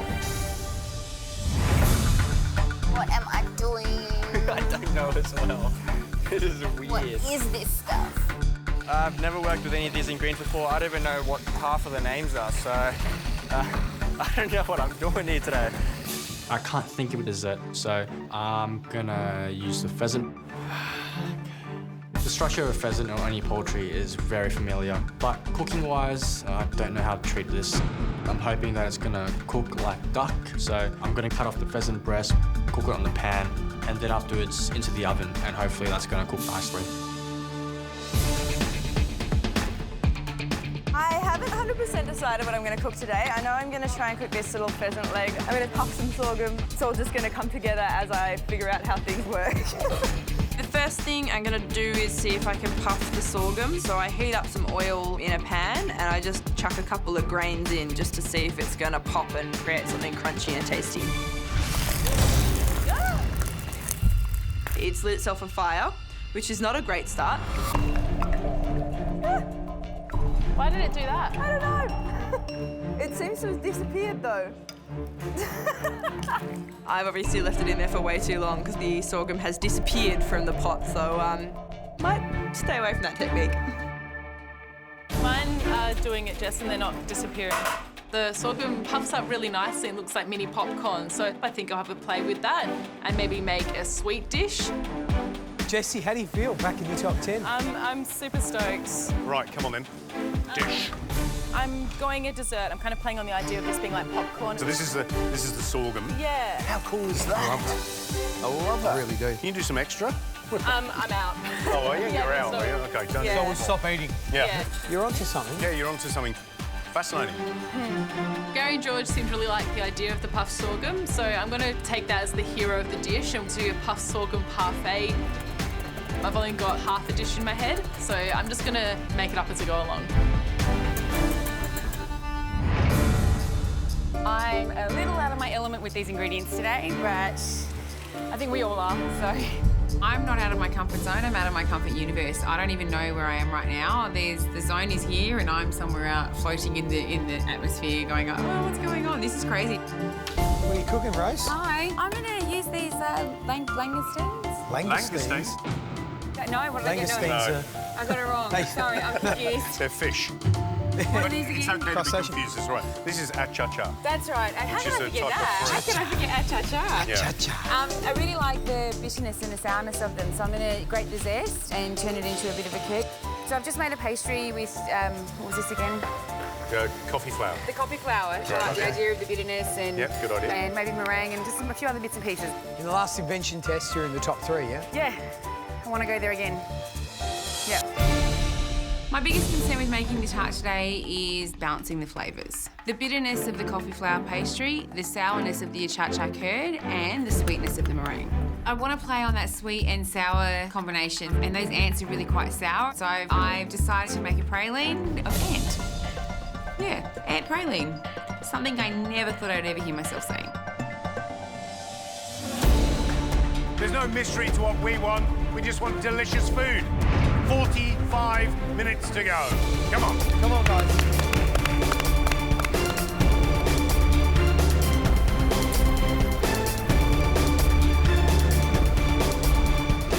Wow. Popcorn for mice. How are they going? Crazy box, are they going well? My worry is they're all grabbing the pheasant, but do they understand, how that pheasant reacts to heat? If you don't cook those breasts on the crown, they shrink. Dry. Yeah, they dry. I'm the only one left in the competition that hasn't been tasted from a mystery box, which is terrible, and I really, really want that tasting today. Amy, if you want to be inventive and creative, today is the day with these ingredients. I know, yes. What are you most excited about as the combination of flavours? I love this powder. I think it's got a beautiful smoky coffee flavour. flour, yeah. The coffee flour. So I'm going to use that to smoke the pheasant breast, which I've roasted on the crown, and hopefully it's still got lots of moisture in it because obviously it is quite lean. I really hope you're playing a strategic game. You're just sitting on the shoulder of the pack waiting to burst through, but now is the time to do it. Yeah. But this sounds like a good dish. Thank you. I feel like I'm on track to get my dish tasted today. Smoking that pheasant breast in the coffee flour is something different. It's got a lovely, strong, smoky flavour. So, yeah, I'm really hoping that this is going to make me stand out.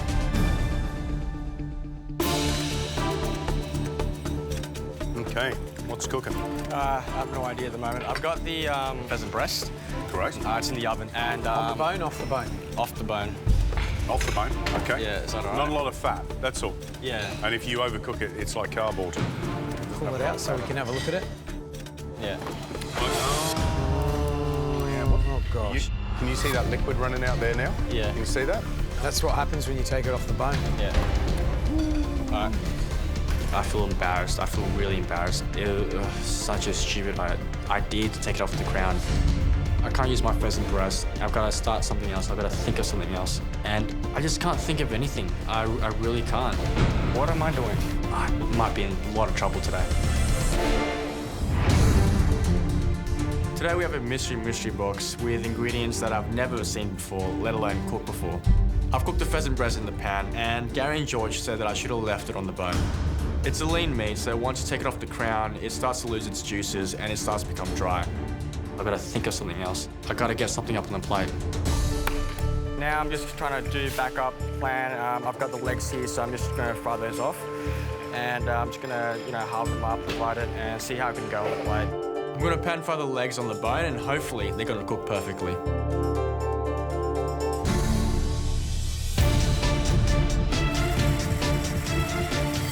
Rolling pin.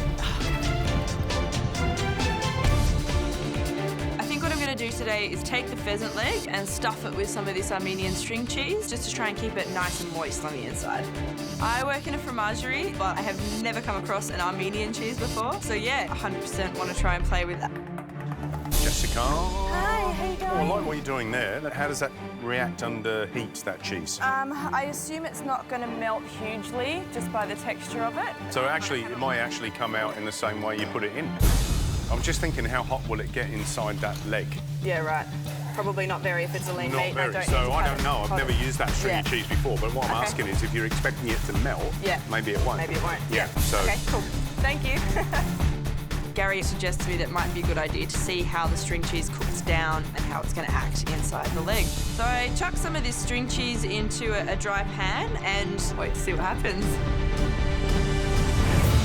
30 minutes down, 30 minutes to go. Come on.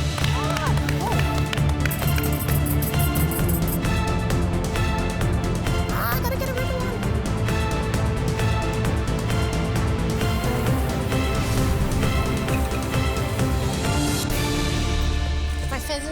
really good. I just really don't want to overcook it. I absolutely need that pheasant cooked perfectly, otherwise my dish definitely won't be tasted today. My biggest concern is absolutely how that pheasant is cooked, but I also need to be creative and inventive enough that it puts me in the top. So I decide to serve my pheasant with a velouté. My stock is looking really good, and to turn it into a velouté, I just need to mix that stock with a creamy roux. I need that beautiful creamy texture in the velouté to complement that pheasant, and it'll just complete the dish beautifully. The dish I'm making today is an ant semi-Fredo. The ants taste a little bit like Vegemite. They're a little bit bitter and sour. Yeah, they're weird, but I quite like the flavour of them. To incorporate the ants in the semi-Fredo, I make a praline, blitz it up and then stir it through the parfait mixture. Something smells nice. Yeah, something does smell nice. What is it? This is burnt sugar with ants in it because I like the sourness of it. Burnt sugar? Like a praline. So I've made a caramel and then put ants in it. That's interesting, isn't it? Yeah. So what are you making? A dessert. So I'm going to do like a semi-Fredo. Is parfait semi-Fredo the thing of It is the thing it is, 2015? isn't it? Yeah, but not with ants in it. True. I'll be really interested to see how you integrate all of these unknowns Yeah. and make something creative and stand out, isn't Okay, it? yeah. Making your dish stand out is really, really important. So I want my dish to be all about ants. I just want to cook something that I've never done before. I want to try and come up with something interesting. I've got the puffed sorghum parfait in the freezer, but I definitely know that it's not a full dish. I'm just trying to make a few elements that I think will work together, so I might have something to plate at the end. Yeah. Not really too sure. I would love to be tasted today. I definitely want to put up a dish that proves to the judges why I should be here, but currently, with my lack of ideas, I'm worried that I won't have a dish. Making it up as I go along. I definitely think it needs a sauce, so I'm going to make a really bitter caramel and just hope that everything falls into place towards the end of the cook. It's a mystery box, but here's a clue. Only 15 minutes to go. Right, guys. Oh, I need to hurry up.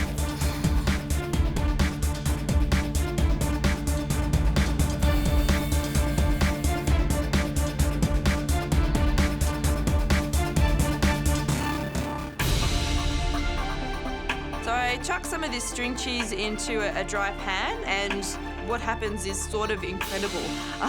It holds its shape, but it still goes nice and crispy on one side, and it looks awesome. It kind of creates this really cool shape. That looks really cool. It's like a cheesy egg net. Can't go wrong with that. So I'm not going to stuff the cheese into the pheasant anymore. I think we're going to try and use it as a garnish instead and just roast the pheasant as is. Oh my goodness, you are brilliant. I love it. I love your fries. How good does that look? What a clever idea.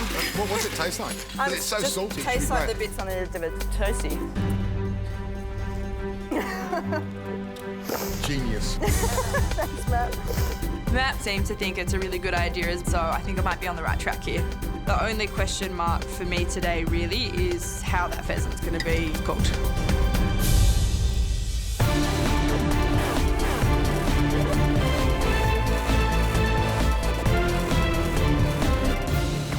It's time to assemble my tart, but I haven't had a chance to taste all the elements together. I just need to make sure that the sweetness and bitterness are balanced out beautifully.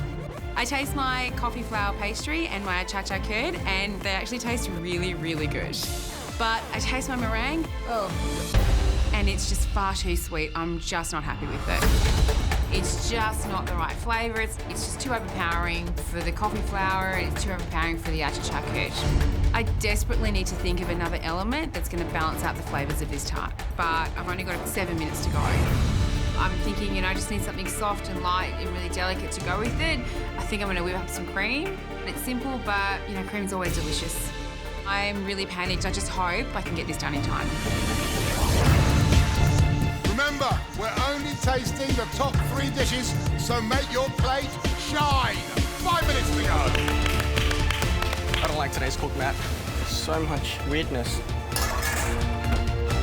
It's 5 minutes to go and I finally have a dish. It's a version of an ice cream sundae, and I've let my caramel get to a really nice, deep, bitter taste to complement the puffed sorghum parfait.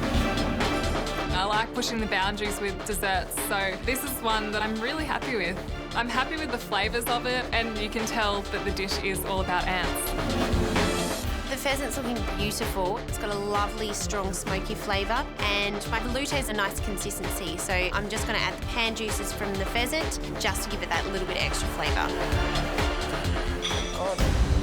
Pan juices may have been a little bit too hot, and my veloute has started to split.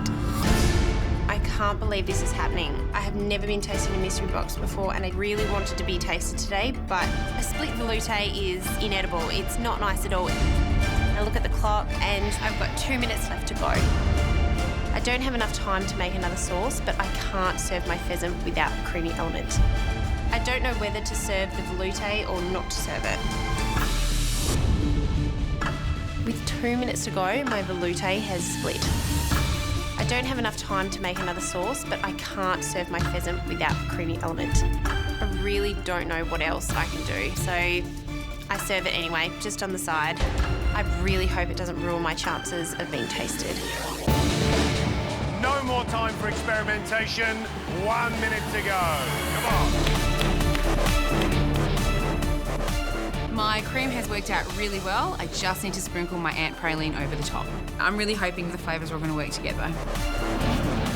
The pheasant legs, they're looking quite good on the plate, but I have no idea what I'm doing. I'm just chucking things on the plate, but I don't know how it's all going to balance out. Not confident with this dish at all. I have zero confidence in this. 10 seconds. 9, 8, 7, 6, 5, 4, 3, 2, 1. Time's up. Well done. I have no idea what I just cooked. Wow. That looks amazing. How fun, like, a weird mistake. I think I'm probably up there with a chance to get tasted today. I have absolutely no idea how the pheasant is cooked, to be perfectly honest with you. But Matt called the cheese net genius, so yeah, I hope that's enough. Oh wow, look at you. That looks amazing. Thanks. I can see other people around me and their dishes look a lot more restauranty than mine. But I really like my dish. I think it's really delicious. So I really hope the judges want to taste it. How did you go, sweetie? That was so Sauce split. It was disgusting. I'm looking down at my dish and my sauce looks awful. I really feel like I've made the wrong decision in serving it. It's really gut-wrenching to know that I've swallowed all of my chances that I had of getting a dish tasted in the mystery box today.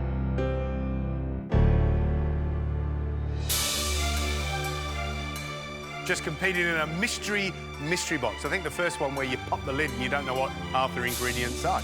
But what we've seen is a great cook and some beautiful dishes. So whose dishes are we going to taste? First up, Billy. Taking my dish up to the judges is nerve-wracking because it's a weird dish, but I think it's interesting, so I hope they like it. Fantastic. Reason we picked that because that looks pretty as a picture. What did you cook? I cooked an ant caramel parfait, caramelised and pickled yams, buttered popped sorghum, and an ant coffee twill. My goodness. The presentation is fabulous. I think great choice of plate because it sort of references the black ant in a weird way, but it's, yeah, it's really, it looks wonderful.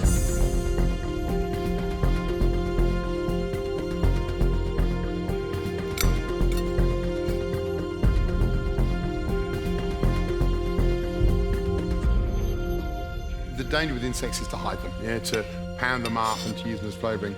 And this little tuile, where you can actually see the ants on it, is great because you know exactly what you're eating and you've shown us the ingredient in its natural form. I absolutely love that. That's pimped up granola. I mean, regardless of all the strange ingredients that you put in, or seemingly strange, it is just totally delicious. And I'm left with the flavour of what tastes like toffee apples. That is a really clever dish. It just goes to show there's a reason why you guys are the top 10. You are clever, clever cats. I mean, to think of that by just lifting the lid on a mystery box and not being scared by what might look like foreign ingredients is a credit to you, Billy. Well done. Thank you.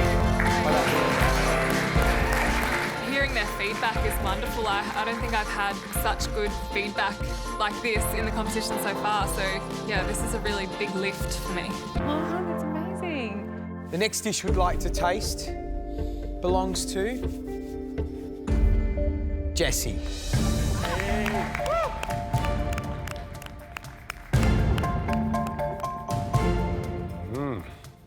What's the dish called? I haven't figured out a short way of saying it, so it's the puffed sorghum in a parfait, and then I've also made it in a praline with the ants, and used the green mango powder to sort of mix through the caramel to make it nice and bitter and sour. Nice that you've been picked to be in the top 3. It's sort of, you know, validation that you belong in the top 10, yeah? Yeah, definitely. I wasn't expecting it, so yeah, I'm really pleased. Excellent.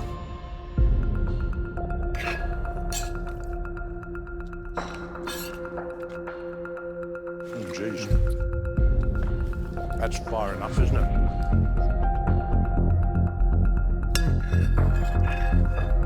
My brain is telling me eat more. Eat more, George, because that is gorgeously good. It's so yummy. It's creamy, it's salty, it's sweet. It's what our palates love. It's smart. What's clever about it is that on the surface it's caramel popcorn. It's back row, the cinema double feature, but you are developing a thing with pushing caramels where they become dark and bitter. And there's something really seductive about desserts like this. I love it. Great. Thank you so much. Thank you. When George wants another spoonful of your dessert, you know you've done something good. So I actually feel really proud of myself. Thanks, Mother. All 3 of us can't wait to see the face that goes with this announcement. I'm really hoping that I get tasted. The judges seem really impressed with the little cheese net things that I've made, so I'm really hoping that that's going to get me across the line. The last dish to be tasted. Looking around, I think my chances of being tasted out of 10, probably about a 2. It's such a simple little tart, but oh my God, to get tasted today would be amazing. Is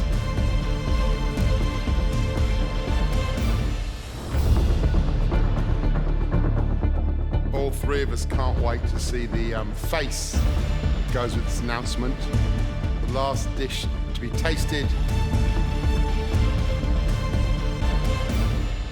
is Rose's. Oh, and good face too. Look at that. Okay, I'm a little surprised. Yeah, okay, sure, I'll bring you my Aunt Tart. It's perfect reaction. Perfect reaction. It's funny, isn't it? If you look at that, I mean, you're happy with that, aren't you? Oh, I love it. Yep. I'm so proud because I was really challenged by the ingredients today and I didn't let that get on top of me. Talk us through, give us the menu description. So it's a coffee flour tart with an achacha curd, some fresh cream and a ant praline. The reason I love it is because even though it looks like just a tart, it's not. So high hopes indeed, but it has to be beautiful pastry, and that cream has to deliver in terms of it being light and just this little foil for everything else.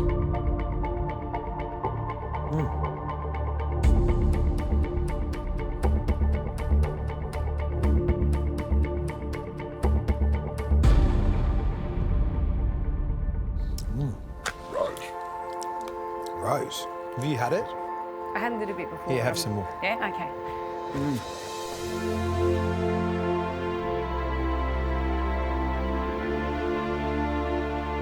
I think it's okay. What do you mean it's okay? I think it's bloody delicious. That's bloody delicious. Oh, I think I just got a shiver down my spine. Yeah. Isn't that amazing? Using an ingredient you've never seen before, you've knocked out one of the best pastries we've seen in the competition this year. Wow. What makes it special for me is the textures. It's that really soft, crumbly pastry, and then that sort of pasty curd, and then the soft cream, and then crunch, which is from the caramel. It's very, very... And the ant. Using odd ingredients and blending them together to make a kind of modern, bitsy dessert is hard, but it's not nearly as hard as taking something with which we're all very familiar and just tweaking it. And the idea of you making it a quintessential CWA tart with coffee flour and achacha and ants is kind of subversive and delicious. And I think this might be the best thing you've cooked in the whole competition. Yeah. Rose, well done. Delicious. Thank you.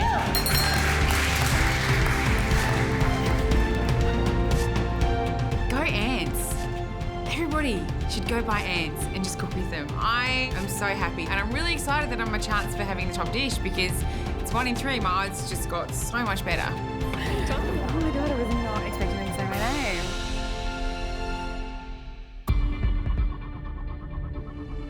We absolutely loved what the three of you did. I don't think we were expecting food of quite such stellar quality.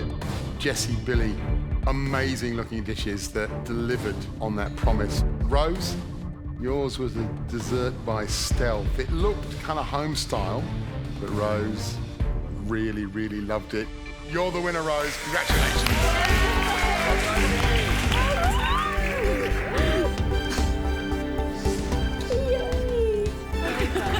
Oh my God, I want a mystery box. I'm just so excited. The more we tasted it, the more we found stuff to love about it.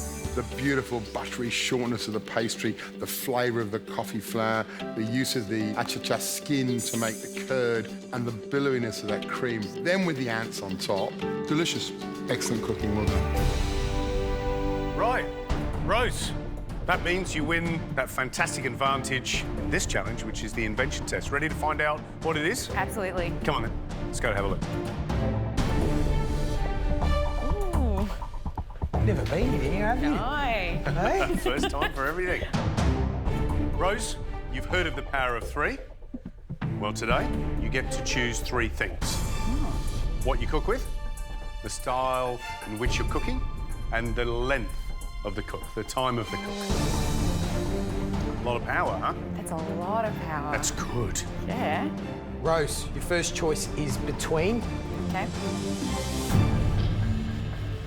meat, poultry and eggs or dairy. Okay. If you choose the meat, lamb, the poultry, the eggs, it means the dairy is removed from the pantry. Okay. And vice versa. If you pick dairy, all the meat and poultry and eggs are removed. Okay. Great, so that was the first choice. Second choice is between European and Asian. Oh. If you choose European, there'll be no Asian ingredients available. If you choose Asian, vice versa. Oh. I'm really comfortable with cooking European cuisine, but it's top 10 week and I really want to challenge myself. Maybe I should think about cooking Asian. This one's much more straightforward. Time. You can choose 30 minutes and have a quick cook, or 45 minutes and have a little bit longer. Up to you. Okay. So nice little challenge, isn't it? It's a great little challenge, yeah. And I'm not thinking about anyone else today. My intention was to come in and focus on what I would want to do for me, what would be the best outcome for me today. And I want to have some fun with this as well. Come on. Oh, she's happy.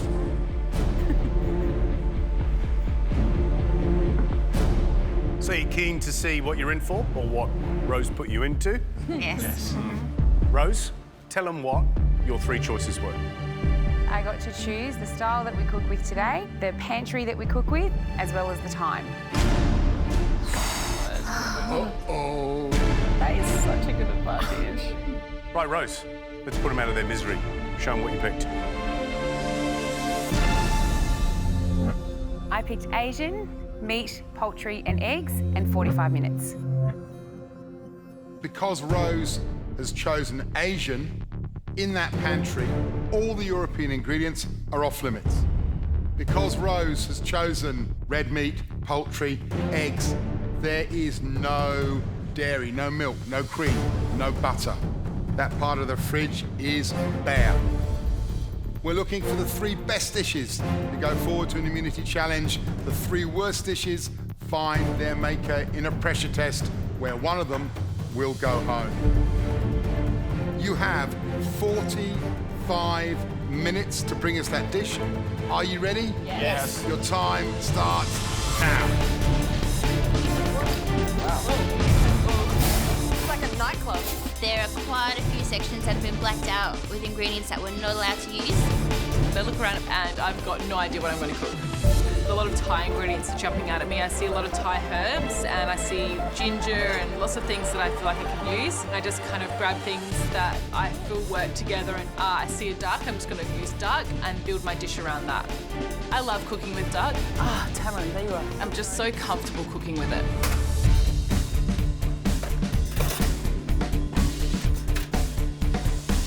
Today I'm going to do my take on a chicken and sweet corn soup.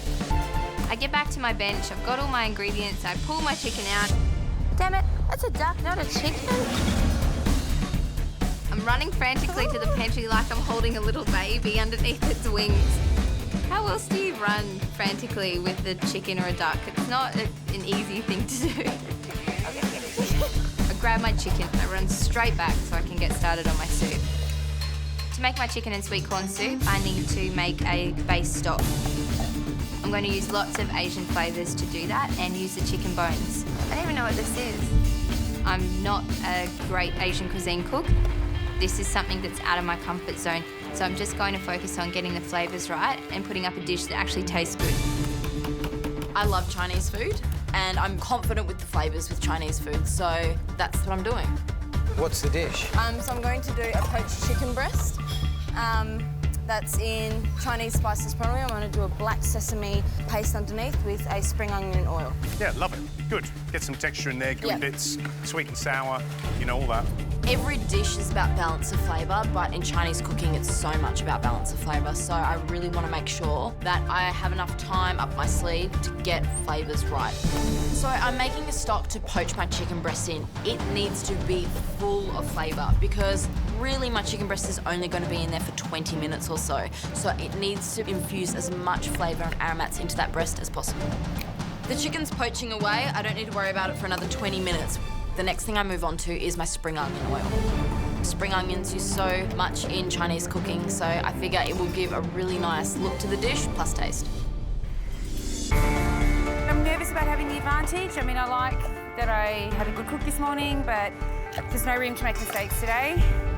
I chose Asian over European because I want to be inventive. Asian's not my strength. I'm much more comfortable in the European space, and I really want to push myself. Top 10. So today I'm cooking a Thai-style Scotch egg with a mushroom salad and a dipping sauce. I've got one question, Which is? and one question only. I know where you're going. How many minutes will you boil the egg? I will put it in boiling water, and I will boil it for, well, it depends on how cold the eggs are, but they're quite cold, so maybe close to 5 minutes, depending on, yeah, I want it nice and soft. The judges have put doubt in my mind now about how long I should cook my egg for. I've had trouble cooking eggs in the past. I think 5 minutes is right, but I have to get this right. The yolks have to be soft, or the dish will be ruined, and I'll end up in the bottom 3. So it's Asian and it's 45 minutes to do this dish. I'm going to be doing my sort of version of a beef rendang. So pretty close to me, this dish, because my dad always makes this at home. And it's really delicious. It takes them about 4 to 5 hours. Doing this dish in 45 minutes is insane. Bottom 3, you know what? Doesn't cross my mind at the moment. Just cook well. There's so many ways this dish can go wrong. The beef can be tough. It needs about like 30 minutes or 35 minutes to cook in the pressure cooker. You got to get the right sambal. The sauce has to be very dark and very reduced, and 45 minutes is literally pushing it. It's going to be ridiculous. I don't think you realise just how quick 45 minutes goes. You have 30 minutes left. Come on. Come on, guys.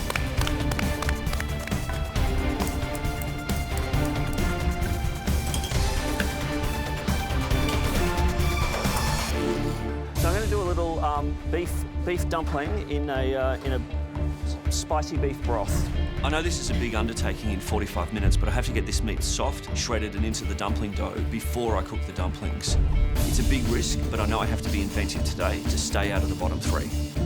I want this meat to be beautiful and tender and falling apart so that it's delicious in a dumpling. I don't want it to be chewy.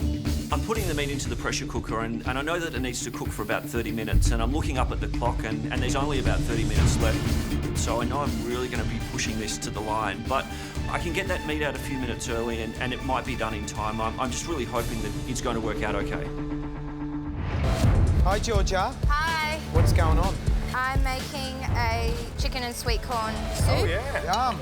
I love a chicken and sweet corn soup. Yeah, I really like it. I'm going to drop in a raw egg at the end. Like that too, like a, so you get that feathery effect through it. Beautiful. Yeah. Breaking the raw egg into the soup during tasting is the inventive part of my dish. Everything rides on that working. Okay. I really need to wow them. Give yourself time. I love cooking Asian food, so this challenge is so up my alley. Quick, simple, delicious food. So, blow me away with the creative, brilliant dish that you've been storing in your arsenal for just this moment. Well, I'm doing a hopefully perfectly cooked duck breast, and I'm just going to glaze it in sort of like a spicy caramel, like it's quite bitter. And then I'm just like playing with vegetables in different ways. Like I've pickled some daikon, and I just want to sort of keep it quite light and fresh with sort of like lots of citrus flavours. And yeah, I need to go back and adjust a little bit. It's certainly bright. Yeah, I think it's going to be okay. You don't want to be back. I know. With one foot out the door. No, I don't. Matt tries my caramel and he's like, oh, I think he kind of was a bit surprised at maybe how funky it was. But I'm not really too worried because I know that it will work with the duck and it needs to have everything with it to balance it out. It's where I want it to be, so I'm just gonna pretend like I didn't see his face.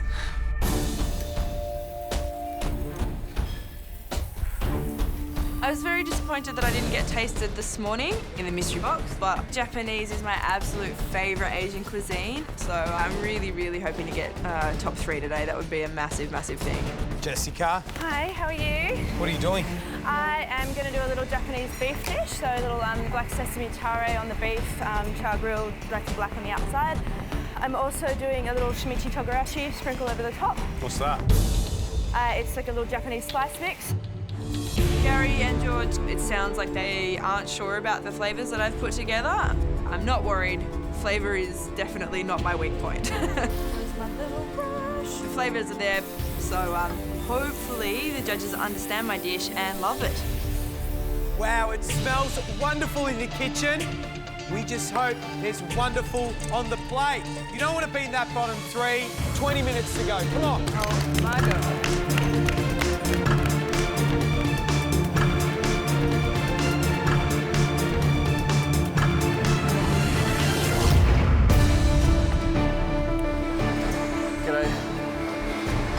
What's in a pressure cooker? I've got some beef in there, so I'm going to make a little... what does the timer say? 20. But you've only got 20 minutes. Yeah, I know. Spot on. I'm going to pull it out a little bit before. I'm doing a little spicy Asian broth with some beef dumplings. What do you mean by beef dumplings? What are you going to... So I'm going to make a little rice flour and tapioca starch dumpling. So like a pastry with a filling inside kind of dumpling? Yes. So wait, you've got to cook the beef, take the beef out, Yep. like mince it up, obviously, make dough, and you've got... Yes. You are... Mad. Yes. My friend. Would you be changing your idea? Bit now. Yeah, me too. The judges think that I'm crazy, and they're probably right, but there's still 20 minutes to go, and I think that there's still a chance for me to get this dish right. I'm having trouble making this dough for the dumplings, but if I can get that right, if I can get that meat out of the pressure cooker with 5 or 6 minutes to go, I might actually be able to get this dish up the way that I'm planning. Something I really love about Asian soups is that hum of chili that you get when you drink the soup. It's hot and I love that. Hi, Matt. Chicken and sweet corn soup, fair amount of chilli. Yes. Sorry. Whoa. Too much chili? No, it's absolutely just right. Just right. What do you think? Too much? I've got a reasonably good chili tolerance, but that catches right at the back of the throat. Okay. I'll take that into account. Yeah. Thanks, Matt. More. Okay. I think I caught Matt off guard with the chili I've got in my broth, but that's just the stock that I'm going to cook the stock in. So I'm hoping that by the time I put the corn and the stock together, that it's still spicy, but not like that. My dish is really coming together and I'm feeling confident, but it all comes down to that raw egg threading in front of the judges.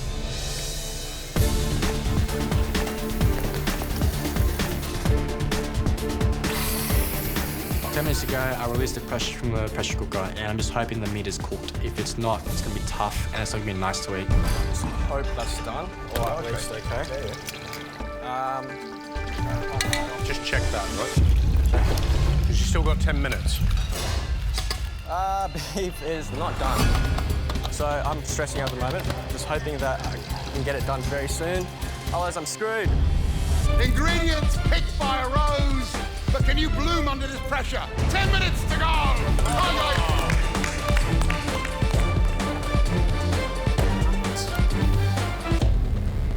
I've taken the eggs out in that 5-minute mark. I peeled the eggs and they feel like they're cooked well enough. A Scotch egg is basically a soft-boiled egg with a nice runny centre or a soft centre. It's encased in a flavoured mince which is crumbed and then deep fried. By the time I fry them up, they should be cooked beautifully. I put my egg in the oil, I've got it frying away, and I need to start looking at this Thai-style dressing to go with them. You know, Scotch eggs are absolutely now. The essence of this Scotch egg is, well, you know all the tedious stuff, crunchy, cooked, egg, you know, it needs to have a bit of ooze about it. But more importantly, the sauce, the dipping sauce that goes with the Scotch egg has to be unbelievable. Is this what we're working on here? Yep, I want to have a really nice spicy paste to get the sauce going. Oh my goodness, you haven't got much time, have you? I know, You've got a lot to do. I'm pushing it. Push. I am running out of time. I started the cook-off really well. I had the advantage. I knew what I wanted to make. I got my elements started really quickly, but I haven't even looked at my mushrooms. I still have to fry them. Yeah, there's just a lot to do, and I'm sort of losing control a little bit of my cook today.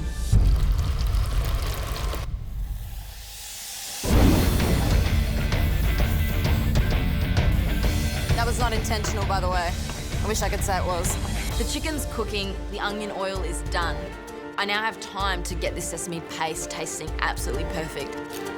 My black sesame paste is very close. I'm just trying to balance it out now. It needs a bit more acidity, just because the sesame seeds are so creamy and with a really savoury note. I want to prove to myself more than anything that I do understand flavour and I do understand balancing things. My first Scotch egg has been frying away. I take it out and, yeah, it's quite brown. I'm a little concerned that the egg yolk's not going to be runny. I'm just worried that heat has just penetrated through the meat and cooked the egg yolk a little bit more. Oh, it's a bit dark, isn't it? A little bit, yeah. Yeah. Well, get rid of half that oil and put fresh, cold oil in. My oil, it's gotten quite hot. It's just burned the outside, so I need to bring the temperature down so I can fry my second egg. I'm trying to be really careful not to overcook this one. I don't want that outside to be too brown. I've realised I have to give up on this dumpling idea. I just don't have enough time. I really need to sort of jettison the pastry and come up with a plan B. As with all these challenges, it's about choosing wisely. The dish, the plate, everything. 5 minutes to go. Come on. I'm just worried that without the dumplings, this dish isn't going to be inventive enough to keep me out of the bottom 3. I'm going to serve up a beef broth with beef in it. This isn't a top 10 dish. It's probably not even a top 24 dish. I'm in all sorts of trouble. As with all these challenges, it's about choosing wisely. The dish, the plate, everything. 5 minutes to go. Come on.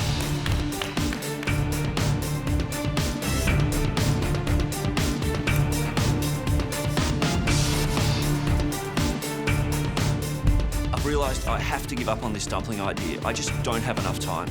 I'm going to serve up a beef broth with beef in it. I'm just worried that without the dumplings, this dish isn't going to be inventive enough to keep me out of the bottom 3. 5 minutes. The black sesame paste is looking really nice. I'm really happy with the way it looks. It's glossy, it's thick, it's kind of like mysterious, and I know the flavours are killer, so really happy with this component. I've taken the chicken breast out, it's resting. If it's not cooked perfectly, I could very well be bottom 3 on that alone. Perfect. It's perfect, I'm so relieved. I actually think it's the best poached chicken I've ever cooked in my life. I taste the poaching liquid and it tastes unbelievable. So I'm thinking, why can't this be part of my dish as well? Chinese, tea ceremony. Why not? Let's serve the judges some tea. 3 minutes to go. Come on, guys.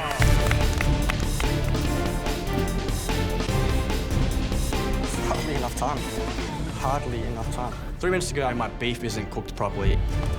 how can I cook this beef further? I don't know how. Pan fry? I don't know. I really don't know. I'm just really flustered at the moment. Top 3 is not my concern at the moment. Bottom 3 is, and I don't want to be there. My sauteed mushrooms are cooked. I've just whacked them straight on the plate. I slice up some raw mushrooms, get them on the plate. So then I remember that I still have my second egg frying. I now have 2 eggs, both of which are overcooked. I have to make a decision. I still need to do a little bit more to my elements. So I'm gonna have to go with a darker egg. 30 seconds! Come on!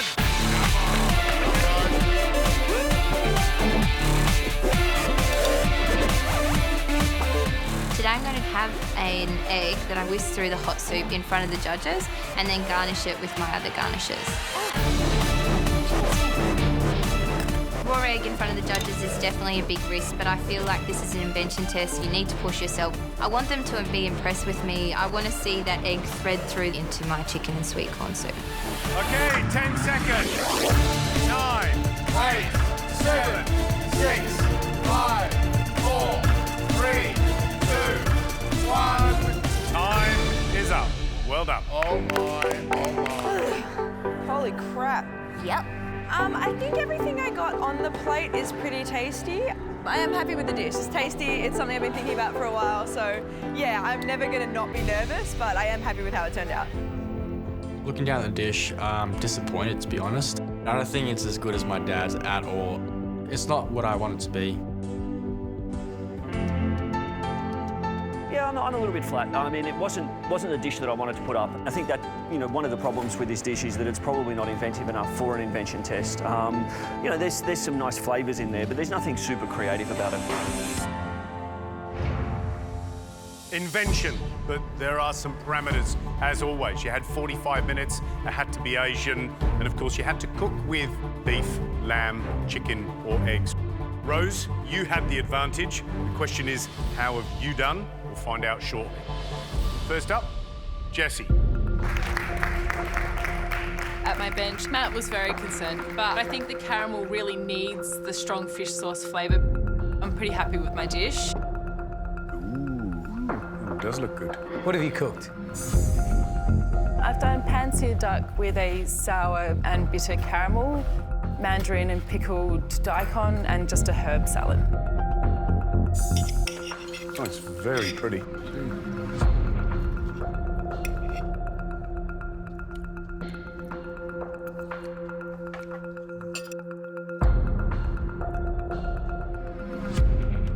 It's a great dish. It really is. I love it. Duck's cooked beautifully. That caramel fish sauce is, I like it because it's bitter and then it's salty on top of that. Then you get fresh relief from the mandarin. You get crunch and sweetness from the daikon pickles. So all in all, I think it's fantastic. Thanks, Gary.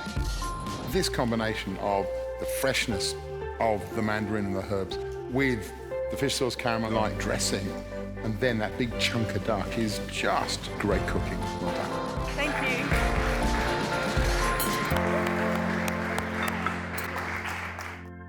Right, one person responsible for this challenge. Let's see how Rose has gone. Rose? Carrying my dish up to the tasting, and I'm a little concerned that the egg yolk's not going to be runny. I'm just hoping that I've done enough to keep myself out of the bottom 3. You know what they say, Rose? You are the queen of this invention test, and heavy is the head that wears the crown. How does your head feel? Heavy. Rose, what is the dish? The dish is a Thai-style Scotch egg with some mushrooms and a dipping sauce. What are we going to expect when we cut open that egg? I'm hoping for a runny egg.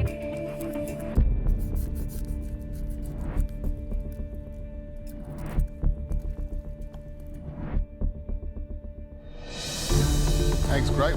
Yeah, bit of relief. Well done for keeping it runny.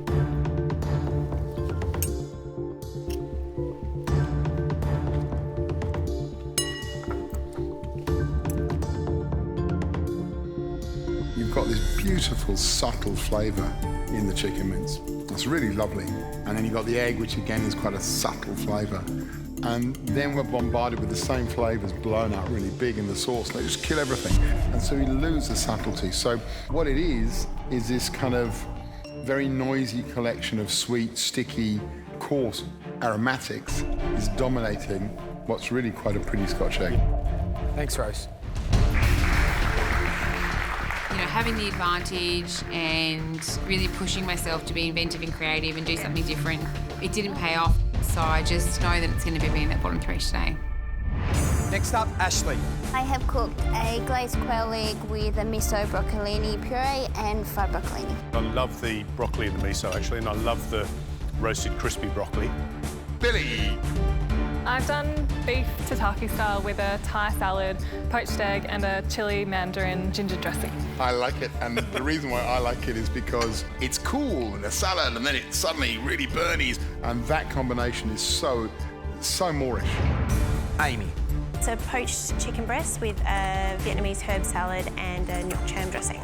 It's really fresh. I mean, the chicken's cooked beautifully. I love the fact that you poached it in coconut, which I actually really love. Next up, Georgia. There's a big risk associated with using a raw egg into my soup. Is it actually going to thread through when I add the egg?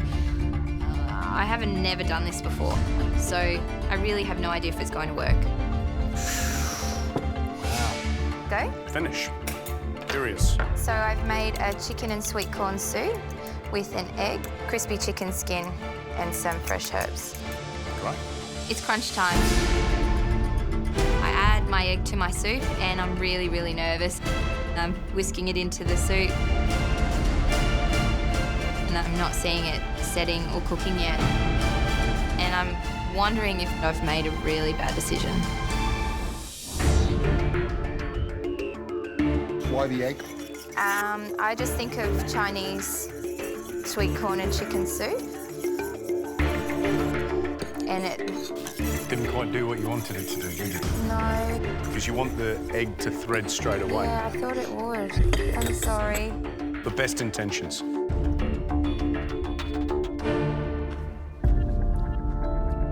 Such a pity.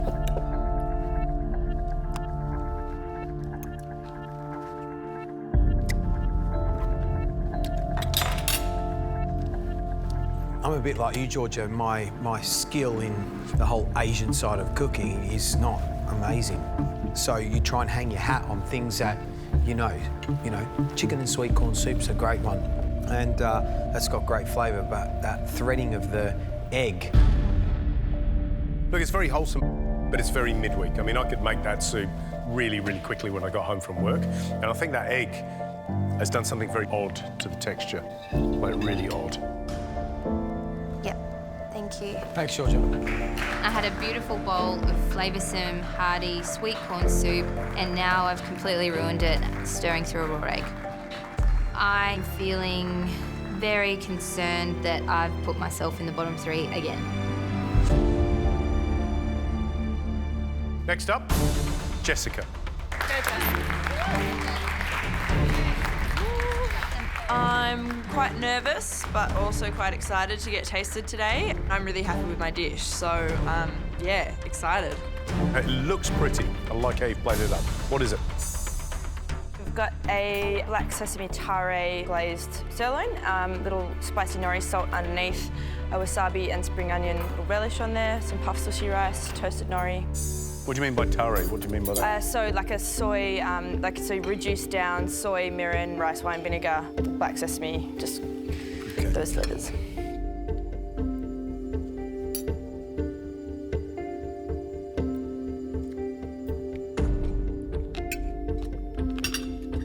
The brief today was Asia. I eat that and I go Japanese. Beef's cooked perfectly and I taste Japan. Things that I love about this, I think, look great coming up. Looked really refined when you place it in a procession of dishes. That one had some vision to it. Bit of lovely gnocchi mushroom that actually delivers some flavour and texture. Beef's beautifully cooked, nori's great, spring onion is delicious. Jessica, I think this dish is nudging you into the top three. Thank you.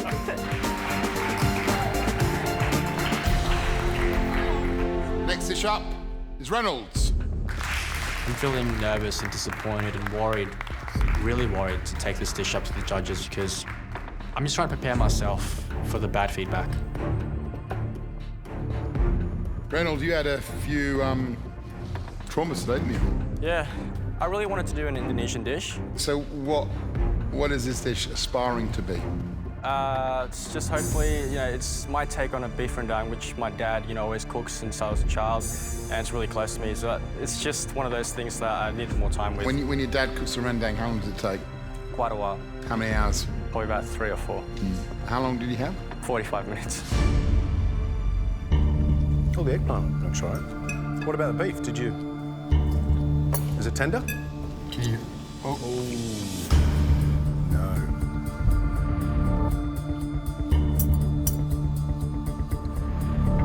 Well, number one, the beef is really dry and undercooked, let's be honest.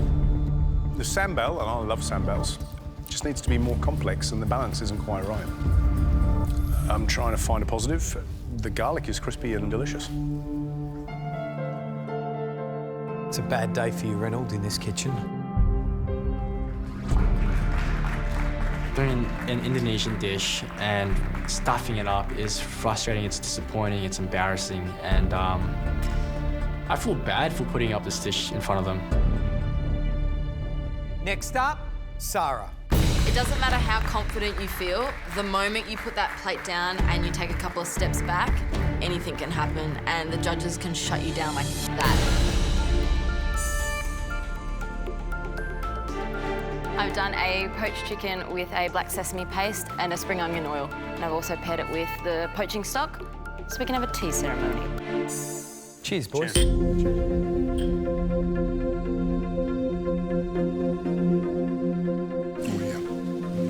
Delicious. Genius. Wow. It's cooked really well. Really moist. It's so dramatic, isn't it? That black sesame against the spring onion. I love it. Oi, oi. Put it down. Put it down. I like it. I like it a lot. Yeah, it's so good. I absolutely love that.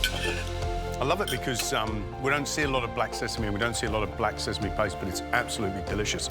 You see it a lot in Asia in desserts and savoury dishes. So I love that beautifully white, perfectly cooked chicken against that very strong kind of black sesame paste. And you get a kick of heat. And this broth is so aromatic. All the flavours of China in there. Gorgeous. The spring onion oil, those flavours oils often just taste like, oh, that tastes like the best, freshest spring onion you've ever tasted. And that sesame, black sesame paste is delicious. But then you get this earthy, hot broth that bounces almost diametrically opposite the sophistication of the poached chicken. It's a really beautiful combination. What are we going to say? I reckon you're top 3, and if you're not top 3, I will eat George's hat, the big one. Thank you so much. I'm feeling amazing hearing the judges' comments. Gary said that the chicken was perfectly cooked, and once you hear that, they clean the plate. You're just like whatever you say on top of this is a bonus. Next up, Matthew. I'm really disappointed in how I've cooked, and I know there's a very real chance that I'll be in a pressure test tomorrow. What's the dish, Matthew? So it's a beef in a beef broth. Which is not what it was going to be, was it? What was it going to be? Not what it started. I wanted to do the beef in a little dumpling.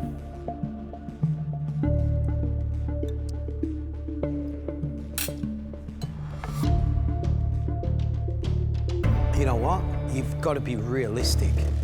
There is no way Gary or I could pull off, make gyoza skin, cook that in a pressure cooker, get it flaked down, adjusted and fixed in 45 minutes. You are throwing yourself on the sword.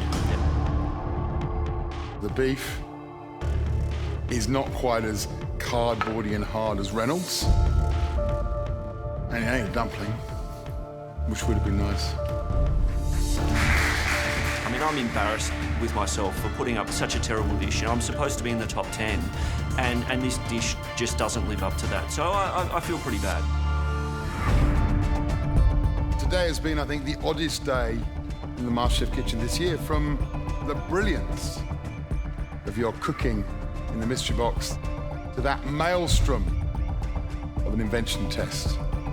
Yet out of that mayhem, 3 dishes take their makers to the immunity challenge. If I call your name, please step forward. Sarah.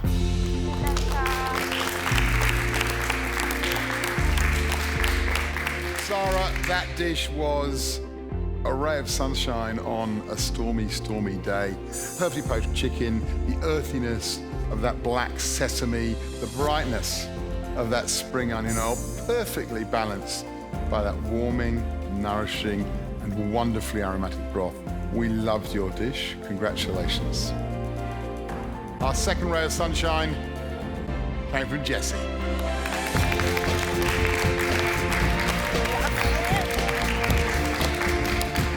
Jessie, you had one of your feet outside of those double doors last week, and you have just jumped back into this competition. That dish was alive with flavour, with texture, and that duck, yet again, brilliantly cooked. Welcome back. Thank you.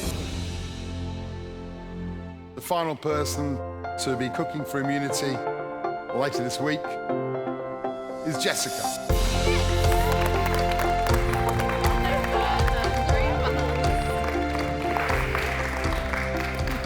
This is going to be a fun one. Yeah.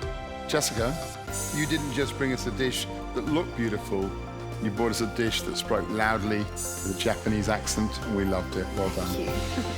Congratulations to 3 of you. We'll go head to head in our next immunity challenge. Well done. Please step back in the line.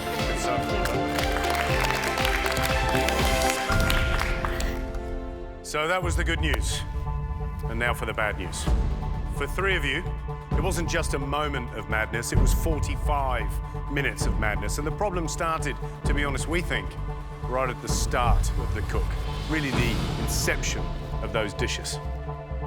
If I call your name, please step forward. Reynolds.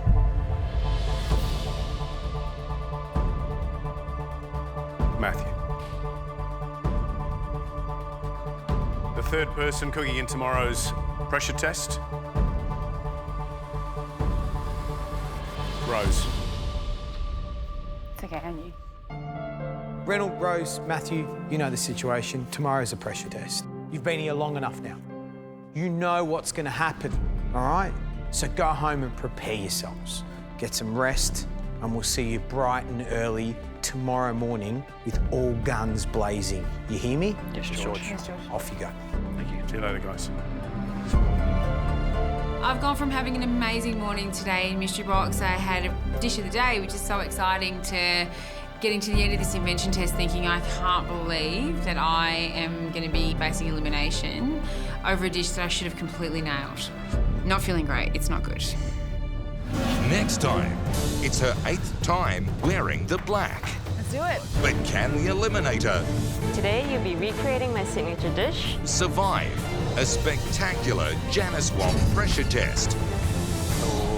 Wow. It is beautiful. With dessert on the menu, Yep, just gonna keep pushing. this should be Reynolds' challenge to win. Oh no, what do I do? But he didn't count I'm nervous, I can't breathe. on a crippling case of stage fright. Whole list of times when the favourite goes home on the thing they love.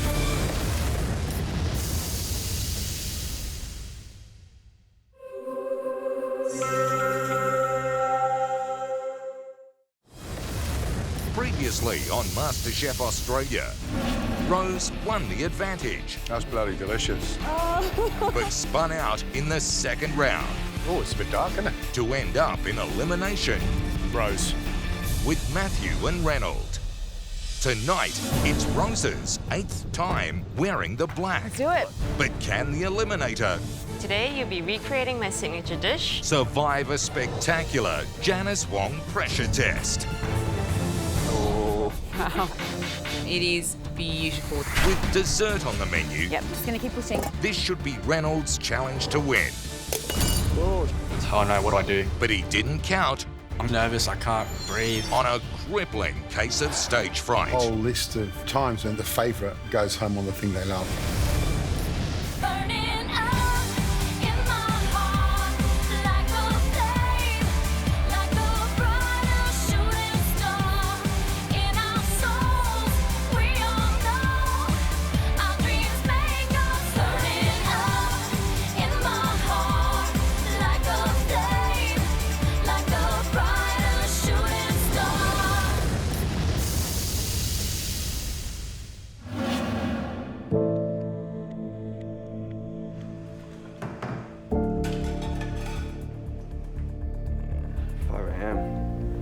First time on the pressure test, I'm gonna fight really hard today. I'm gonna be fighting for my mum. I wanna make her proud. Mum's made big sacrifices for me and the family. Working long hours, various restaurants, but now my mum owns a business which is like a wholesale pastry business. I love to work in Mum's kitchen. Although my family discouraged me, I really want to prove to them that I can be in the industry as well. I wanna make my family proud. They're the ones that's supporting me, and that support is what I need today.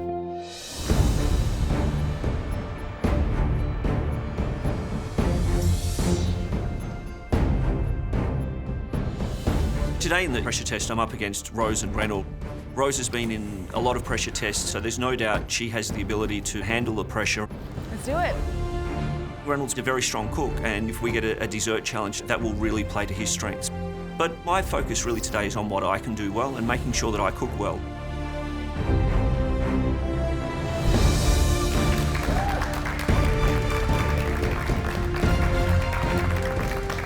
Walking into the kitchen today, the feeling that I've got in my head right now is determination. My tiny little secret is I have the Eye of the Tiger song playing in the back of my head. It's it's my little pump-up song. It's me going.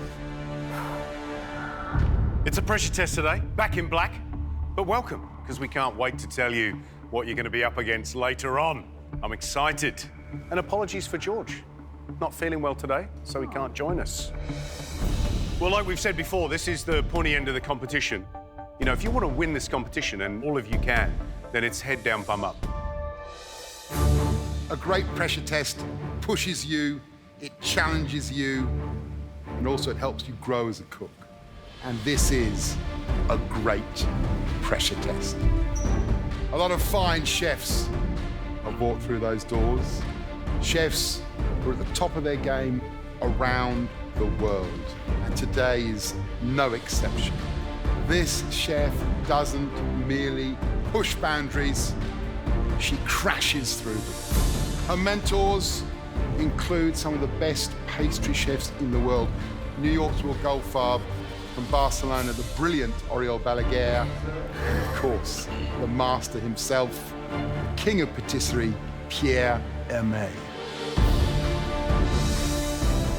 She's been named Asia's best pastry chef for 2 years in a row. Please welcome, from 2 a.m. dessert bar in Singapore, Janice Wong. Can I see? Yeah. You're gonna be happy, man. My heart just stops. Janice Wong is one of the best pastry chefs in the world. I'm excited. Also, I'm a bit daunted at the same time. It's all these mixed emotions. Hi, Janice. How are you? Hi, nice Welcome. to meet you. Hello. Janice, your CV is amazing. You really tried to redefine how people approach dessert, haven't you? Yes. I think the main thing today is really to showcase a dessert created without references. In terms of without references, normally when we see a dessert, it's got crema or choux pastry, but you want to push dessert outside of those traditional, classical French techniques, yes? Exactly. So just by taking raw ingredients and creating a brand new recipe from it, everything is new. Now, you studied economics at Monash University, didn't you? How did your parents feel about you when you decided to want to be a pastry chef? They're not happy. But I mean, you know, it's a very tough industry. I mean, it's something that, you know, you need to have passion, a lot of perseverance, and also a lot of determination. You gotta really want it and enjoy it thoroughly. I mean, I enjoy every single day of my job. Janice Wong has moved from studying economics to being one of the best pastry chefs in Asia. I really want to do pastry and sweets is just so close to me, and that's where I want to get at, just chase after my dreams like she did. So, Janice, do you want to put them out of their misery and show them what they have to make today?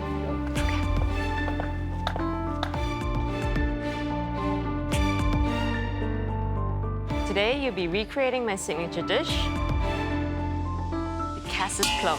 Wow.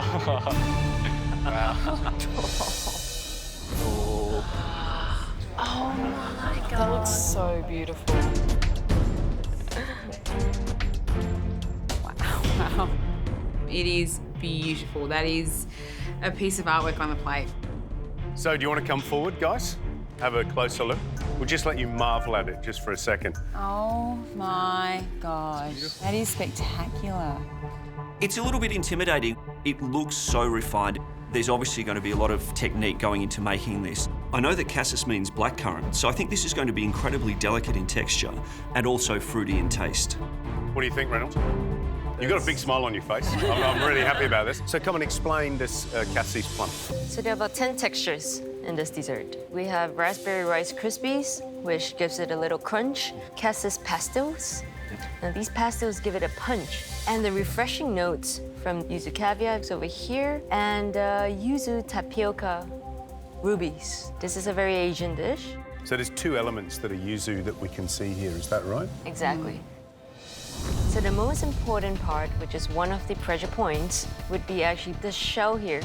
Now the shell needs to be extremely thin. Not too thin so it will break, but thin enough so that there's equal balance with the yogurt foam inside and the cassis shell. Yeah. Now I'm gonna cut it right in the center so you see it. Do that. Wow. Inside is a soft yogurt foam, and then the Krispies at the bottom, so you can see Rice Krispies that I threw inside.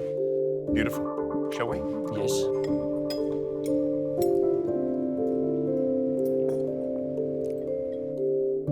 It's so light and refreshing, and you get the coldness from the shell, then you get that beautiful creamy mousse, the crisp from the Rice Krispie, and then that yuzu just cleans your whole palate.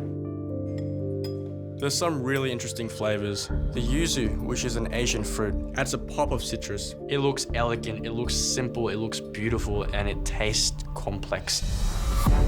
Flavor comes first, which means you have to get every single component spot on. In the yuzu little squares, what was in them? Water chestnut. It's crazy. There are so many things that can go wrong with this dish. I mean, there's the shell that has to be the right thickness and the right consistency. There's the mousse that sits inside, little tapioca pieces of chestnut. I mean, there's so many things on this plate that can absolutely go wrong, and it's such a simple dish that there's no room for any areas to hide. Like, everything will show. This dessert is incredibly complex, but the rules are simple. You'll have 2 hours and 15 minutes to replicate as closely as you can Janice's Cassis Plum. It's a big challenge. You ready? Time starts now.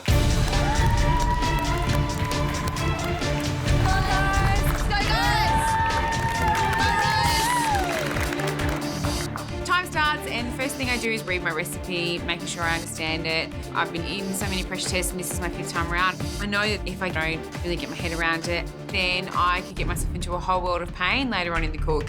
Let's go, Reynolds. This is my first pressure test, and Janice Wong is an inspiration to me, so I really want to impress her. You know, I'm nervous, I'm scared. Pressure test, you don't know how far you're going to be falling behind, so you just got to move really fast. I'm not going to use up time drawing diagrams. I'm going to get into my first element, the yuzu caviar. For this, I need to chill grapeseed oil, which I'll use later. I'll grab the grapeseed oil and put into a glass canister. Oh, shit. Not even a minute into the cook and I broke something.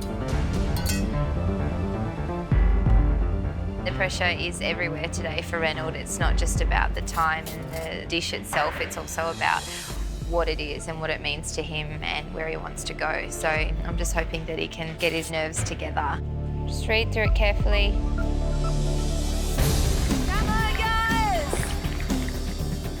There's a lot of different elements on the dish, but I think the most difficult one, and the one that really the whole dish revolves around, is that sphere. If you don't get that bit right, I think the whole dish might fall apart. I get the cassis puree, some water and some gelatin, heat that in a pot just until the gelatin's dissolved. I need to melt some white chocolate, so I weigh it out and then get it into the microwave.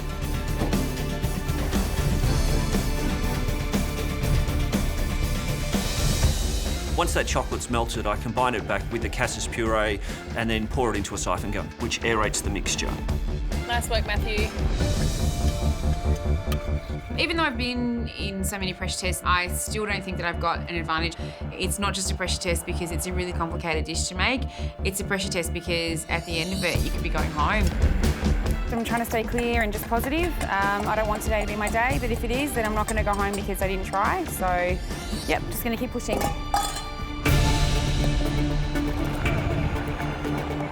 Matt, you're killing it. So organised. Making these cassis spheres is obviously a really critical step to the whole recipe, so I'm trying to be as precise as I can, fill those hemisphere moulds up to the top. Oh, wow. Gorgeous, Matthew. And level them off to make sure that they're nice and smooth. Look at that colour. Look at it. It's amazing. Never done any recipe like this before. I don't really usually follow recipes 100%.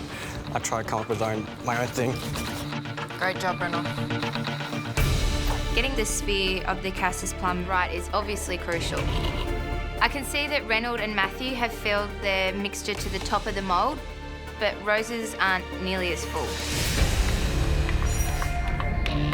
I'm worried that she won't end up with two perfect hemispheres to make that sphere-like shape. Push, push. Let's go.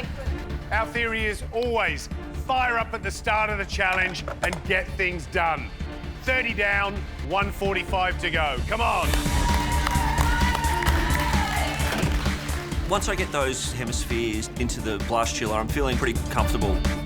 The plan today is obviously to follow this recipe, absolutely to the letter. It's a really technical kind of recipe, so I want to make sure that I do follow everything completely. The next component to work on is a plum liqueur jelly that actually gets used in two of the different elements. There's a little disc of the jelly that sits on the top of the sphere, and then the remainder of it becomes the granita that the sphere actually sits on. I've got that plum liqueur and water simmering, add some gelatin to it, make sure that that's mixed through and then strain it out. Come on, Maddie. I've got a small tray of the plum liqueur jelly that I'm going to make the lid for the sphere from, and that goes into the fridge, and then a larger tray of that jelly that goes into the freezer that will make the granita for later on. Well done, Reynolds. This is such a delicate and technical dish. How am I going, by the way? You were doing really, really well. I'm really feeling the pressure. Being Janice Wong and knowing her credentials, it's very amazing. I want to be up there where she is. So the plum liquor gel, you've got that working as well? Plum liquor gel, it's already inside the fridge. Inside the fridge? Yeah. Okay, that's fine. Anything less than a plum job, and you're in trouble. 75 minutes to go.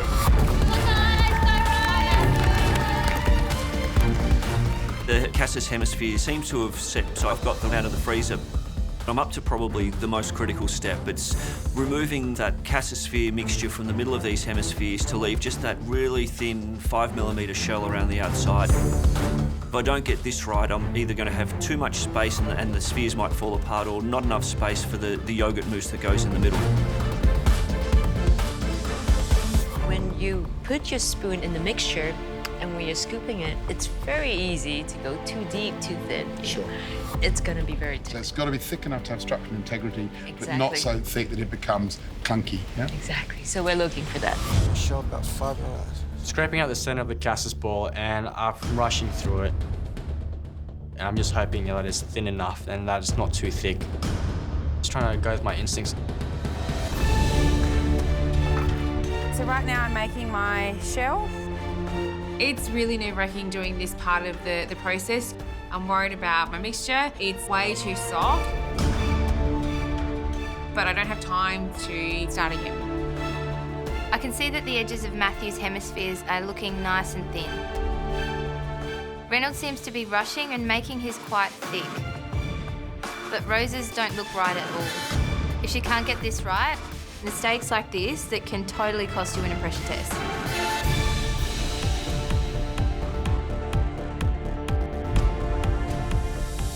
everything to play for. Only 60 minutes to go. Come on.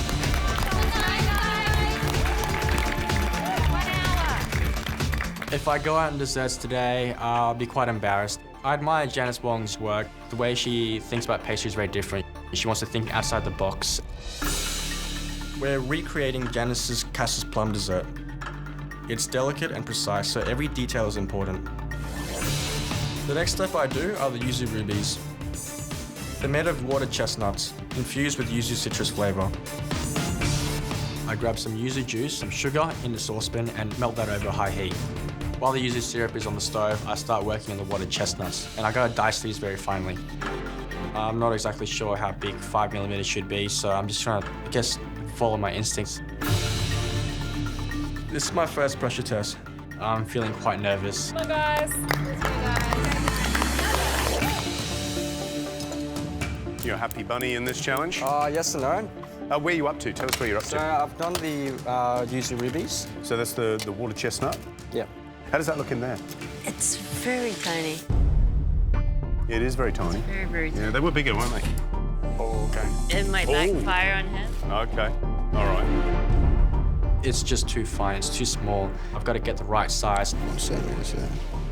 I grab a ruler to make sure this time it's right. Get the chestnuts done, then keep moving. You're doing awesome. Working like this, you know, being very precise in the kitchen suits my style of cooking, and it suits my background, you know. Having worked as a dentist for 20 years, precision is something that I do all the time. By no means am I feeling like I've got this whole recipe done, but things are looking good. Matthew definitely looks like he's calm, collected, organised. He's powering through each element. Reynold, there is a little bit added pressure that he's expected to do well. He's working at a fast pace, just hoping that he keeps his cool. Rose seems to be a little bit behind, but she's catching up quite quickly, so it seems to be quite even playing field at this stage. Come on, Raj, you're doing really well. This is pressure test number 5 for me. It's a lot to be across. There's a huge amount of elements there, and I have a lot of work to do, but I'm feeling rushed, but I'm feeling okay at the same time. Can I see your spheres? They're in the freezer. I've just hollowed them out. So yeah, come. Hey. I hope I've taken enough out. Let's take this. What do you think happened? So you see it's slower? They're gonna be smaller. They're gonna look like half moons. I realised they're not reaching the top of the dome, which means that when I join them together, it's not going to be a perfect ball, which is really, really frustrating. I think you gotta fix those. I'm really disappointed that this is happening. The spheres are so integral to the look of the dish and to the taste of the dish as well. So I'm not in a space to be upset or fall apart or break down. I've got to stay really focused and determined. I just need to fix it. With the extra mix that I've taken out, I put it around the edge and just get the height up around the edge. Rose is using the centre of the mousse to build up the side, and I'm really worried for her because when she has to join the two half spheres together, it'll be really weak around that join, and I'm not sure how she's going to be able to work with it to plate up her dish. Well, Janice, it smells absolutely beautiful. Fruity, very fruity. Very fruity. How are our 3 amateurs going? Rose is just gotta watch their spheres. Reynold, sometimes he's moving way too fast. He's jumpy, I would say, very jumpy. And Matthew? Matthew's very, very consistent. He's like, I'm not a pastry chef, but I'm enjoying this. It's the dentistry 101. Yeah. It's coming to town.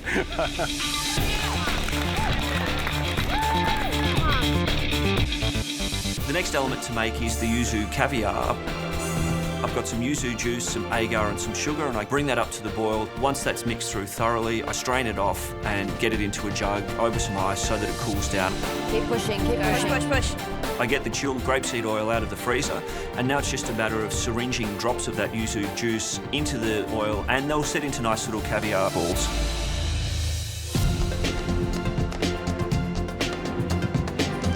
Matt, that's so cool. Looks amazing. It's fun. This dessert's such a creative dish and it's so fun to make.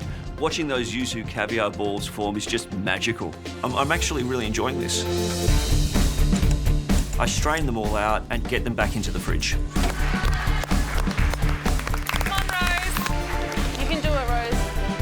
I've got my yuzu mixture ready to go. I suck it up into a syringe and put little drops into the oil.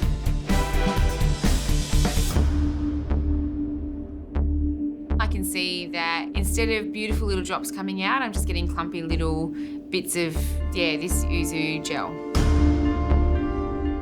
The caviar is coming out a little bit long. I'm just hoping that I can get the flavour and texture right. If they don't look perfect, then it's a bit of a risk, but I haven't got time to make a new batch.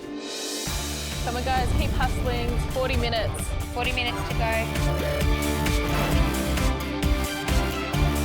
I've got my yuzu caviar set aside. Next thing, I gotta work on the Rice Krispies. These are a little pop of raspberry crunch. They go inside the Cassis Plum and on the outside as a bit of colour and garnish. I grab some white chocolate and melt that over simmering water. I grab some of the Rice Krispies and mix it with the melted white chocolate. I add some of the raspberry powder and pour that mixture into a lined baking tray. Ronald, they look beautiful. Are they yummy? It's just chocolate rice bubbles. Delicious. So yeah. That's pretty good. And it's pink.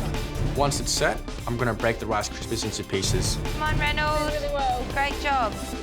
I want to stay in this competition. I'm going to fight hard for it. It's a pressure test for a reason. It's pressure, and I'm feeling it. Reynold, how are those hemispheres going? They're in the freezer at the moment. Have you scooped them out? Yes. Can we have a look at them? Sure. Just hoping it's okay, that's all. So these three. Are you happy with the amount that's been taken around the side? You have to be more careful. If you think it might need to be thinner to put more of that foam, that really soft foam inside, I think go with your instinct. Yeah. Janice tells me to follow my instinct, but I'm just doubting myself. I don't know how thick or thin it's supposed to be. I'm stressed and it's a lot of pressure. I don't know my instincts at the moment. It's very important to get everything right. I don't know, I got a feeling I might be going home.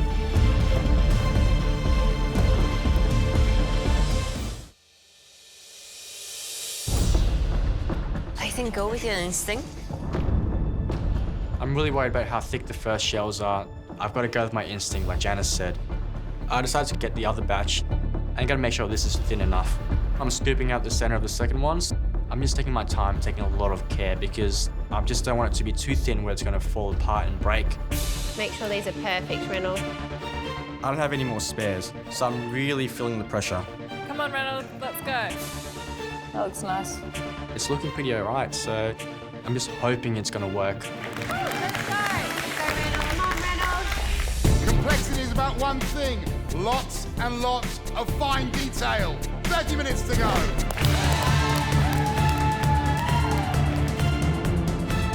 Today's pressure test, we have to replicate Janice Wong's Cassis Plum. It's amazing, it's citrusy, it's light, it's fresh.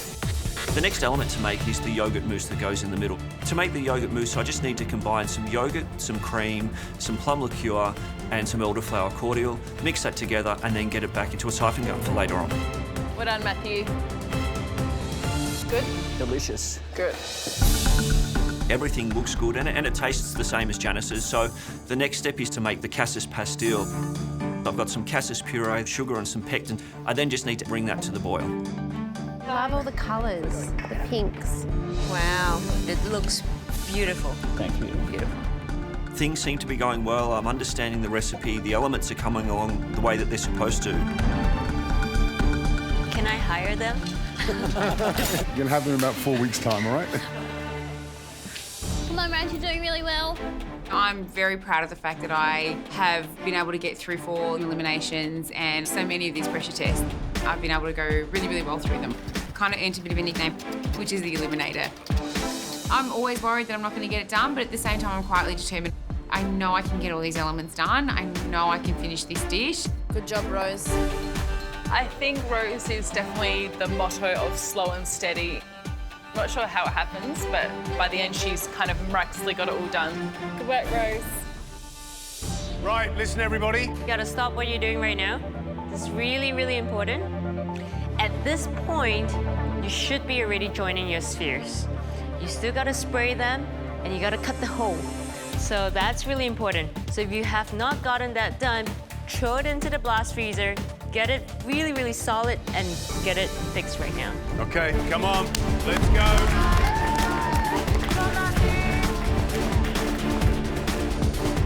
Putting together these Cassis spheres is the most critical step here. If I don't get them joined together, if they don't hold, if I can't get them out of the mould, I don't have this dessert. So whilst everything's gone well up to now, I've really got to focus on this step.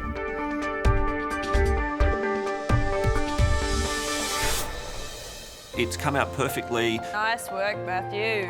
They look amazing. It's nice and smooth on the outside and it's held its shape, so I'm feeling pretty relieved. Like a boss. Oh, they are really good, Matthew. They're perfect. Nice. Woo! Gorgeous. Well done. Look at that. Wow. To make the sphere, I get a blowtorch and I heat the bottom of a tray just to get that warm enough to touch the hemisphere on. I love it. Oh yeah. Wow, that is impressive. Keep going, I'm impressed. I'm really impressed. Good job, Matthew. Good. Great work, Matthew. Great work, Matthew. Thanks, guys. Let's go, Matthew. I've made 2 spheres and they both look perfect, so I'm feeling, pretty proud that I've actually managed to do this. The next step is to cut the hole in the top so that I can put the other elements in there, the Rice Krispies, the pastils, and pipe that yogurt mousse in. Well, I've got a little cutter, I need to heat that up and very, very carefully cut a hole through the top. It's quite a nerve-wracking step.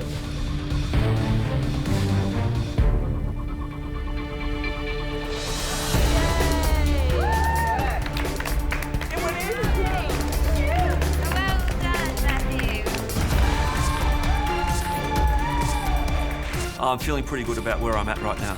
Reynolds, do you need to spend some time on your domes now? Yeah, I'm already. I'm taking out the spheres out of the mold and it's looking pretty good. I've got to get the right size. I've got to make sure that they're sealed properly. That's it, get those spheres joined. It needs to be perfectly round. When I put the 2 halves together, I'm making sure there's no cracks where it joins.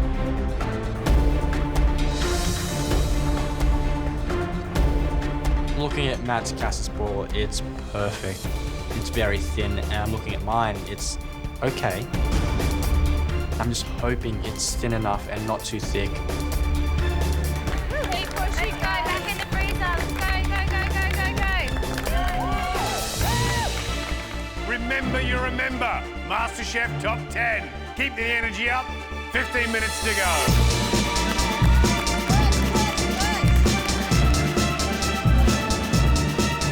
I'm feeling really impressed with time right now. I take out my mould, demold my first 2, and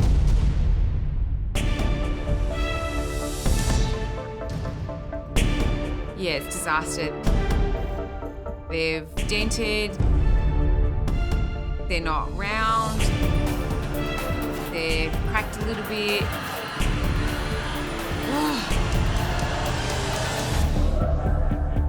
Push, push, push.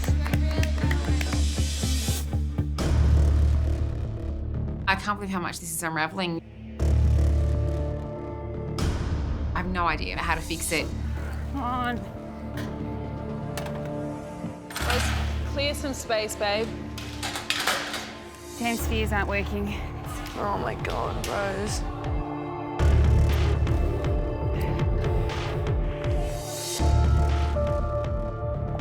The spheres are so integral to the look of the dish and to the taste of the dish as well. You can do it, Rose. You can do it. You've got this.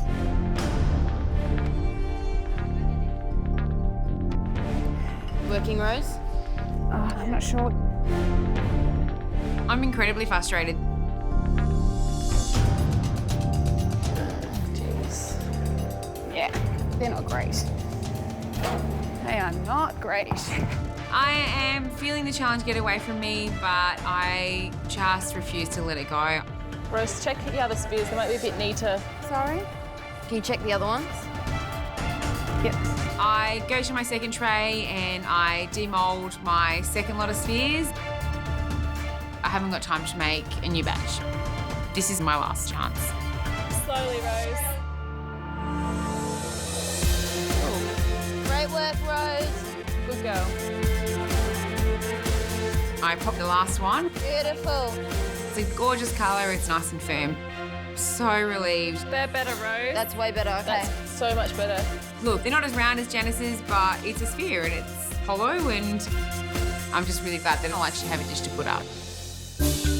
Rose has managed to get one sphere together, which is great, but compared to Matthew and Reynolds, it doesn't look like she sealed it properly. There's a bit of a crack at the side, which could cost her. I'm feeling rushed, but I'm not going to give up. I really want this and I want to make it happen. Come on, Rose. It's always the way with a pressure test. It all comes down to these last 10 minutes. 10 minutes to go. Let's go, Maddie. I think I'm tracking pretty well for time. I still have to spray those spheres to make it into that pinky purple colour that Janice had hers. I melt some cocoa butter and then pour that over some white chocolate, and then I have to add some red food colouring, and I think I'm starting to get it to the colour that she had hers. It really is the colour of a plum, isn't it? I pour my spray mixture into a spray gun, take my spheres over to the little spraying booth and start spraying it. I've never done this before. It's coating the sphere quite nicely, and I get it to the way that Janice's looks. Whoa! Looks great, Matthew. I'm really happy with that. Let's go. Reynolds doing really, really well. Beautiful colour, Reynolds. I'm blending the pink spray mixture very thoroughly. I walk away from my cocoa butter mixture. Reynolds. Next thing I hear is a bang. Oh my God. My cocoa butter mixture goes everywhere, and That was stupid.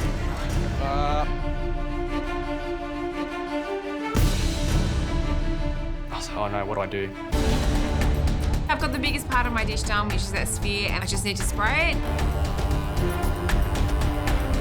Beautiful work, Rose. I'm catching up. Good work, Rose. Good, you made up lots of time. Keep going. I've spilled all my pink spray mixture onto the floor and the bench. I've got to think fast, to save it. Grab a spatula, I've got to save this mixture. Save it. Focus, just focus. I'm running out of time, I can't make another one. Hand, use your hand. And I just quickly scraping off the bench back into the bowl.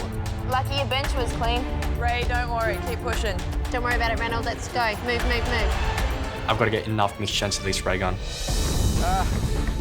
Concentrate. Go, Reynolds. Go, Reynolds. Keep moving, guys. Come on. Just hoping that it's enough mixture to cover the whole sphere. There you go. Gorgeous. Great work, Reynolds. I've got just enough to cover it. It's looking quite good. I've actually managed to save it. Beautiful, Reynolds. Remember, you're fighting for your place in the competition. 5 minutes to go. Let's go, Maddie. Go, Matt. You can do it,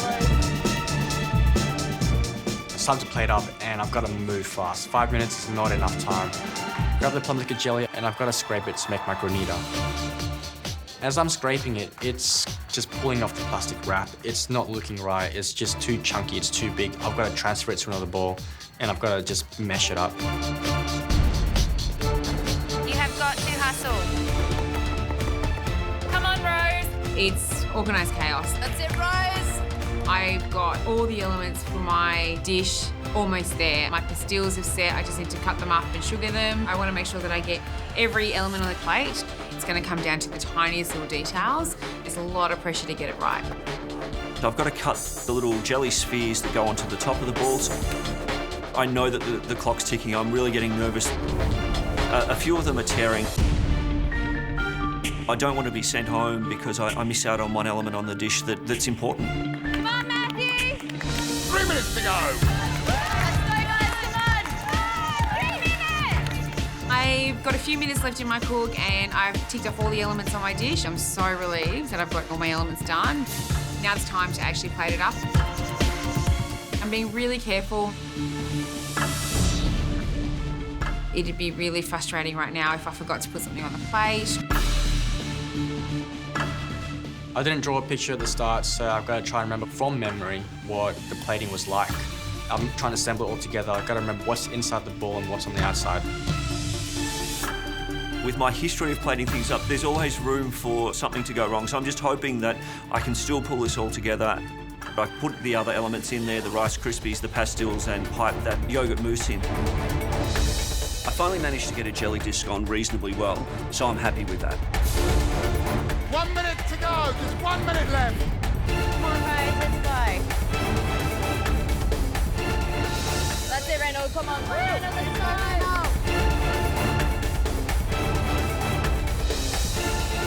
I'm trying to remember how much rubies she put on, how much caviar she put on. I'm trying to remember where the pastilles go. And I'm just looking at this, just something really, really missing.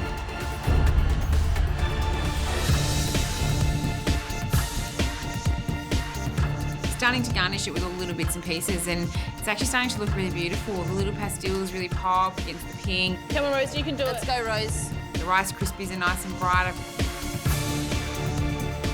Yeah, all of a sudden I've got this beautiful dish. This is it. 10 seconds. 9, 8, 7, 6, 5, 4, 3, 2, 1. That's it. Your time's up.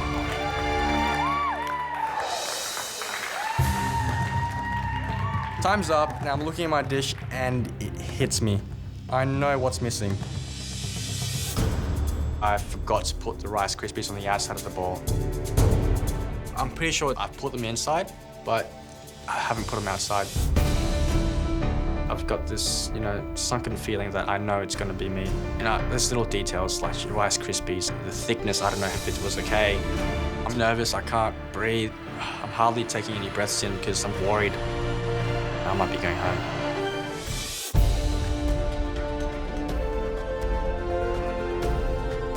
I'm really proud of myself. I've managed to get through the recipe. I've done it in time. I've done all of the elements, and all of the things that I've done look and taste the way that they should. So I'm really happy. My goodness. Oh, wow. Look at that. You're finding it hard to contain yourself, aren't you? I think that's probably the nicest thing that I've ever cooked in my entire life.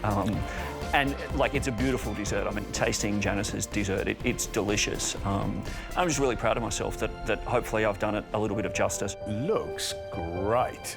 So you're right to be proud. What do you think your family, your daughter especially, what would you think of that? She'll be waiting for me to get home to make that, I think. We'll have a go at it together, absolutely. Yeah. Janice, what do you think of what Matthew's done? I'm thoroughly impressed. This dessert is very dear to me. To see you recreate that, it's really amazing. Thank you. I cannot wait to taste this. Yeah. Well, do you want to leave us and we'll taste? Thanks a lot, Janice. Thank you. Thanks. Soft. Nice. I hear a crunch. Yeah. Just going to really carefully. Beautifully thin shell. Yeah. Really impressive how thin that shell is.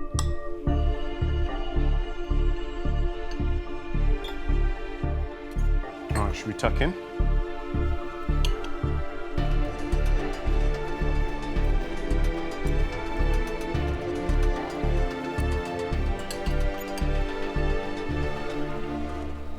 Wow. There's some real positives there. That's a beautiful dessert. Texture and flavour, particularly of that Cassis Plum, that ball, is just really beautiful. It's very clean, very fresh, very powerful. And the foam, the yogurt foam inside, delicious and light. And then, of course, you find the little pops, the surprises, the crispy rice crackles.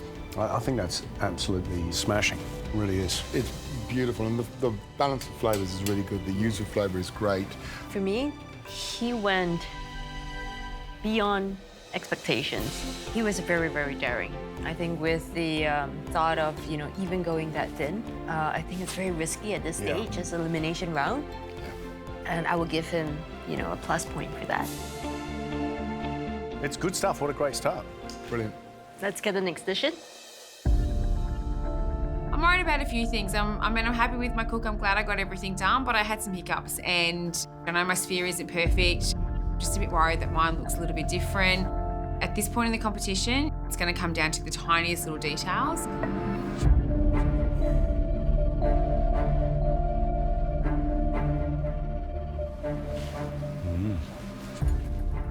Rose, are you relieved? Yeah, very relieved. Because you got it all on the plate and seemingly all the elements are there. Yeah, I'm really happy that I got everything done. I'm not happy with every element, but I'm happy that everything's done.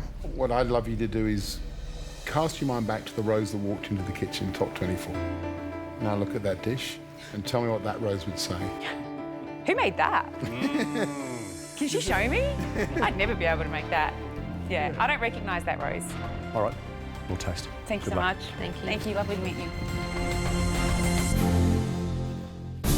You know what's interesting for me, when she popped that plate down, the colours just pop off the plate. Yep. Like, I like the presentation, I like the plate up. I love her plating. There's something little deft touch there. Yeah. The real concern for me in terms of detail, because it's all about perfection, a great dessert, is the fact that we've got to split all the way around I the noticed edge of that the too. bowl. So that extra one part of just touching it up with your finger is so important. Crunchy bits. The crunch. Ooh, look at that. You Rice Krispies too, isn't it?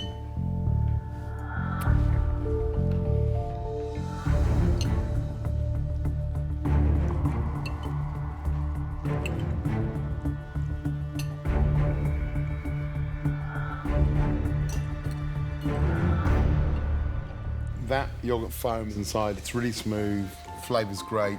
I do love those little nuggets of Krispies, white chocolate and raspberry, which do provide a really important textural element to this dish. I love the soft yoghurt foam inside. I think the texture's beautiful. Love the crackles, love the jubes. On the negative side, the little caviar are quite coarse. I have an issue with the density of the sphere itself. It's quite heavy, quite strong. Do you remember when her sphere collapsed? Yeah. And she had to touch up the sides? Yeah. It's like basically taking this right now and then smearing on the side. Yeah. So it makes it denser. And the problem is the sphere is at the heart of that dessert.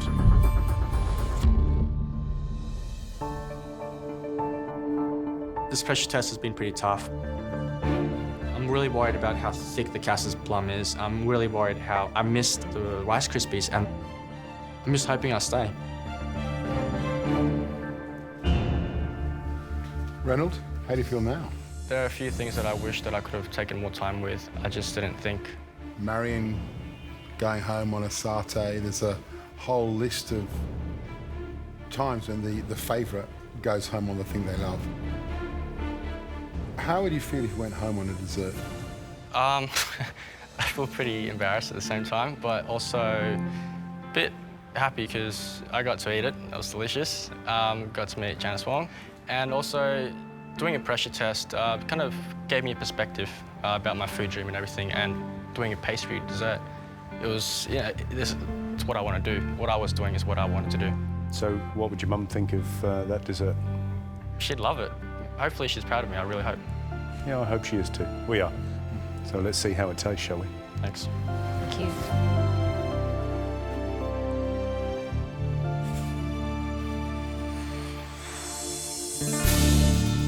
Quite clearly, he's missed the chocolate crispy rice.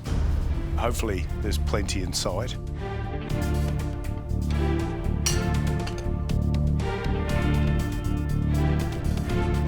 Didn't get any crackles. Did he forget? Don't know. Can you see it?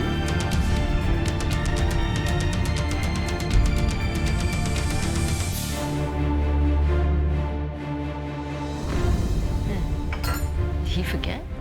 Can you see it?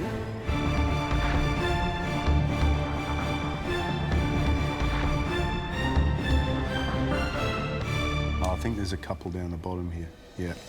I mean, he got the really nice bubbles. Did you see the texture?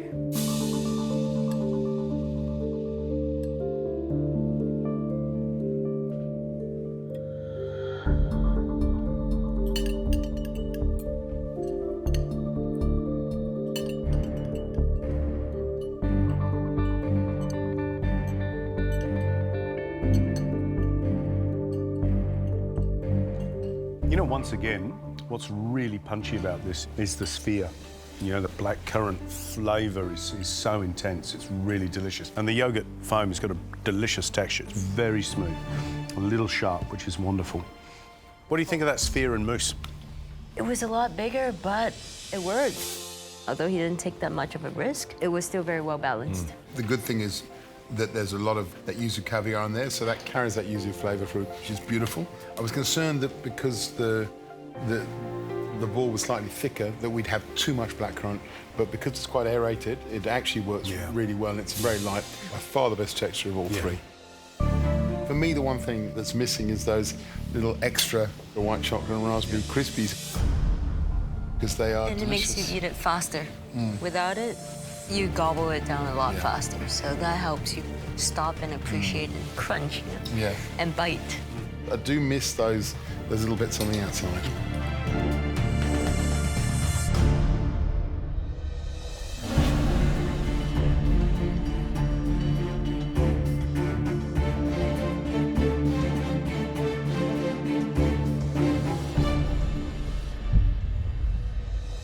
Wow, what a day. We really set you to task.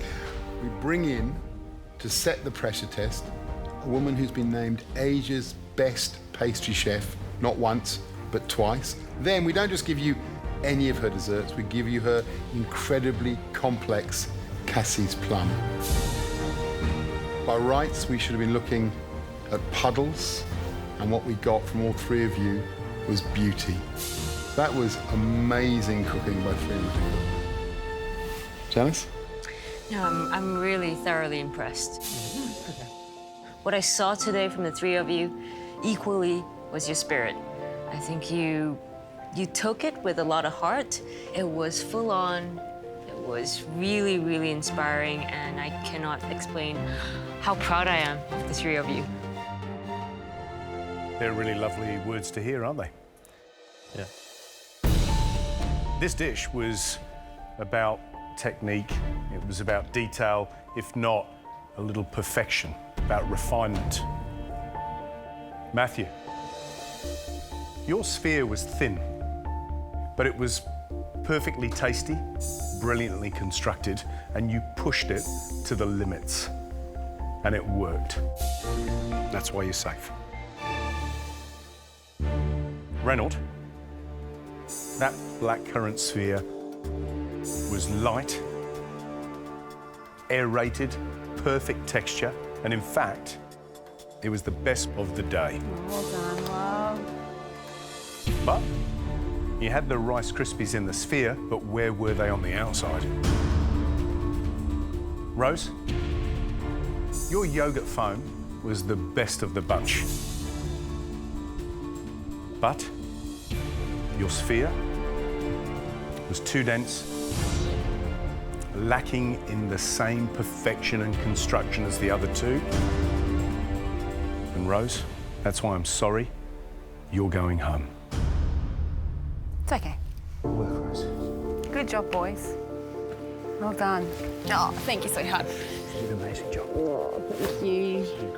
Thank you, darling. Thank you. I am proud. Oh, Rose, we're really going to miss you. I think everyone in the house is going to miss you. Everyone here is going to miss you.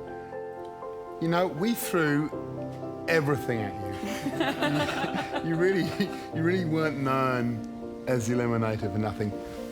4 team eliminations survived. Not to mention pressure tests from Sat Baines, Anna Polyview, and Kylie Miller. And then today, you acquitted yourself beautifully, recreating the signature dish, Cassis Plum, from Janice Wong, who is best pastry chef in Asia. Not bad. Not bad at all. And the beauty about this competition is that wherever you leave, good people go on to do great things after being in MasterChef. And I'm sure that there will be a horde of people outside your new family's place when it opens. Rose, what was your highlight? Oh, so many. I think my highlight has just been learning so much about myself. Oh, and meeting some amazing people and cooking some amazing food. I think I just got a shiver down my spine. You nailed it. I think it's bloody delicious. You know, I made it to top 10, and that's phenomenal. I mean, I can't believe it. This whole experience has been amazing, and I cannot thank everybody enough. There are no words. Rose, it's time to say goodbye to the Eliminator. Everyone's going to be so relieved that I'm gone. Thank you so much, Gary. Good luck. You'll do brilliantly well. Thank you. And we'll be lining up for those tarts as well, right? Thank you so much, Pat. Oh, thank you, thank you, thank you, thank you so much for today. It was lovely to meet you. Bye, Good luck, everybody. Rose. Bye, Rose. Being able to go home on a dish that I'm proud of, it's exactly what I wanted. I really feel like I'm going with my head held high. I'm proud of the fact that I never stopped trying. I've had some amazing experiences. Love you guys. Come on. Bye. I came in here to figure out if this is what I wanted to do with my life, and I got my answer. It's completely confirmed for me that food is my future, and so incredibly excited to go home and just get my food dream off the ground and to make this dream a reality.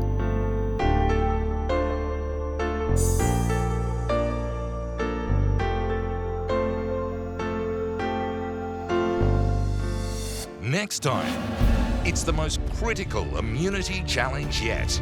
Everyone wants one of these pins. But to be in with a shot, Hoping. Hopefully a dish comes together. first they have to make the better batter. My arm's gonna fall off. I'm sort of winging it. At this stage of the competition, Please meet Ross Lustin. our guest chef will need to bring his A game. What the hell am I going to cook? Because the MasterChef kitchen can rattle even the best cook.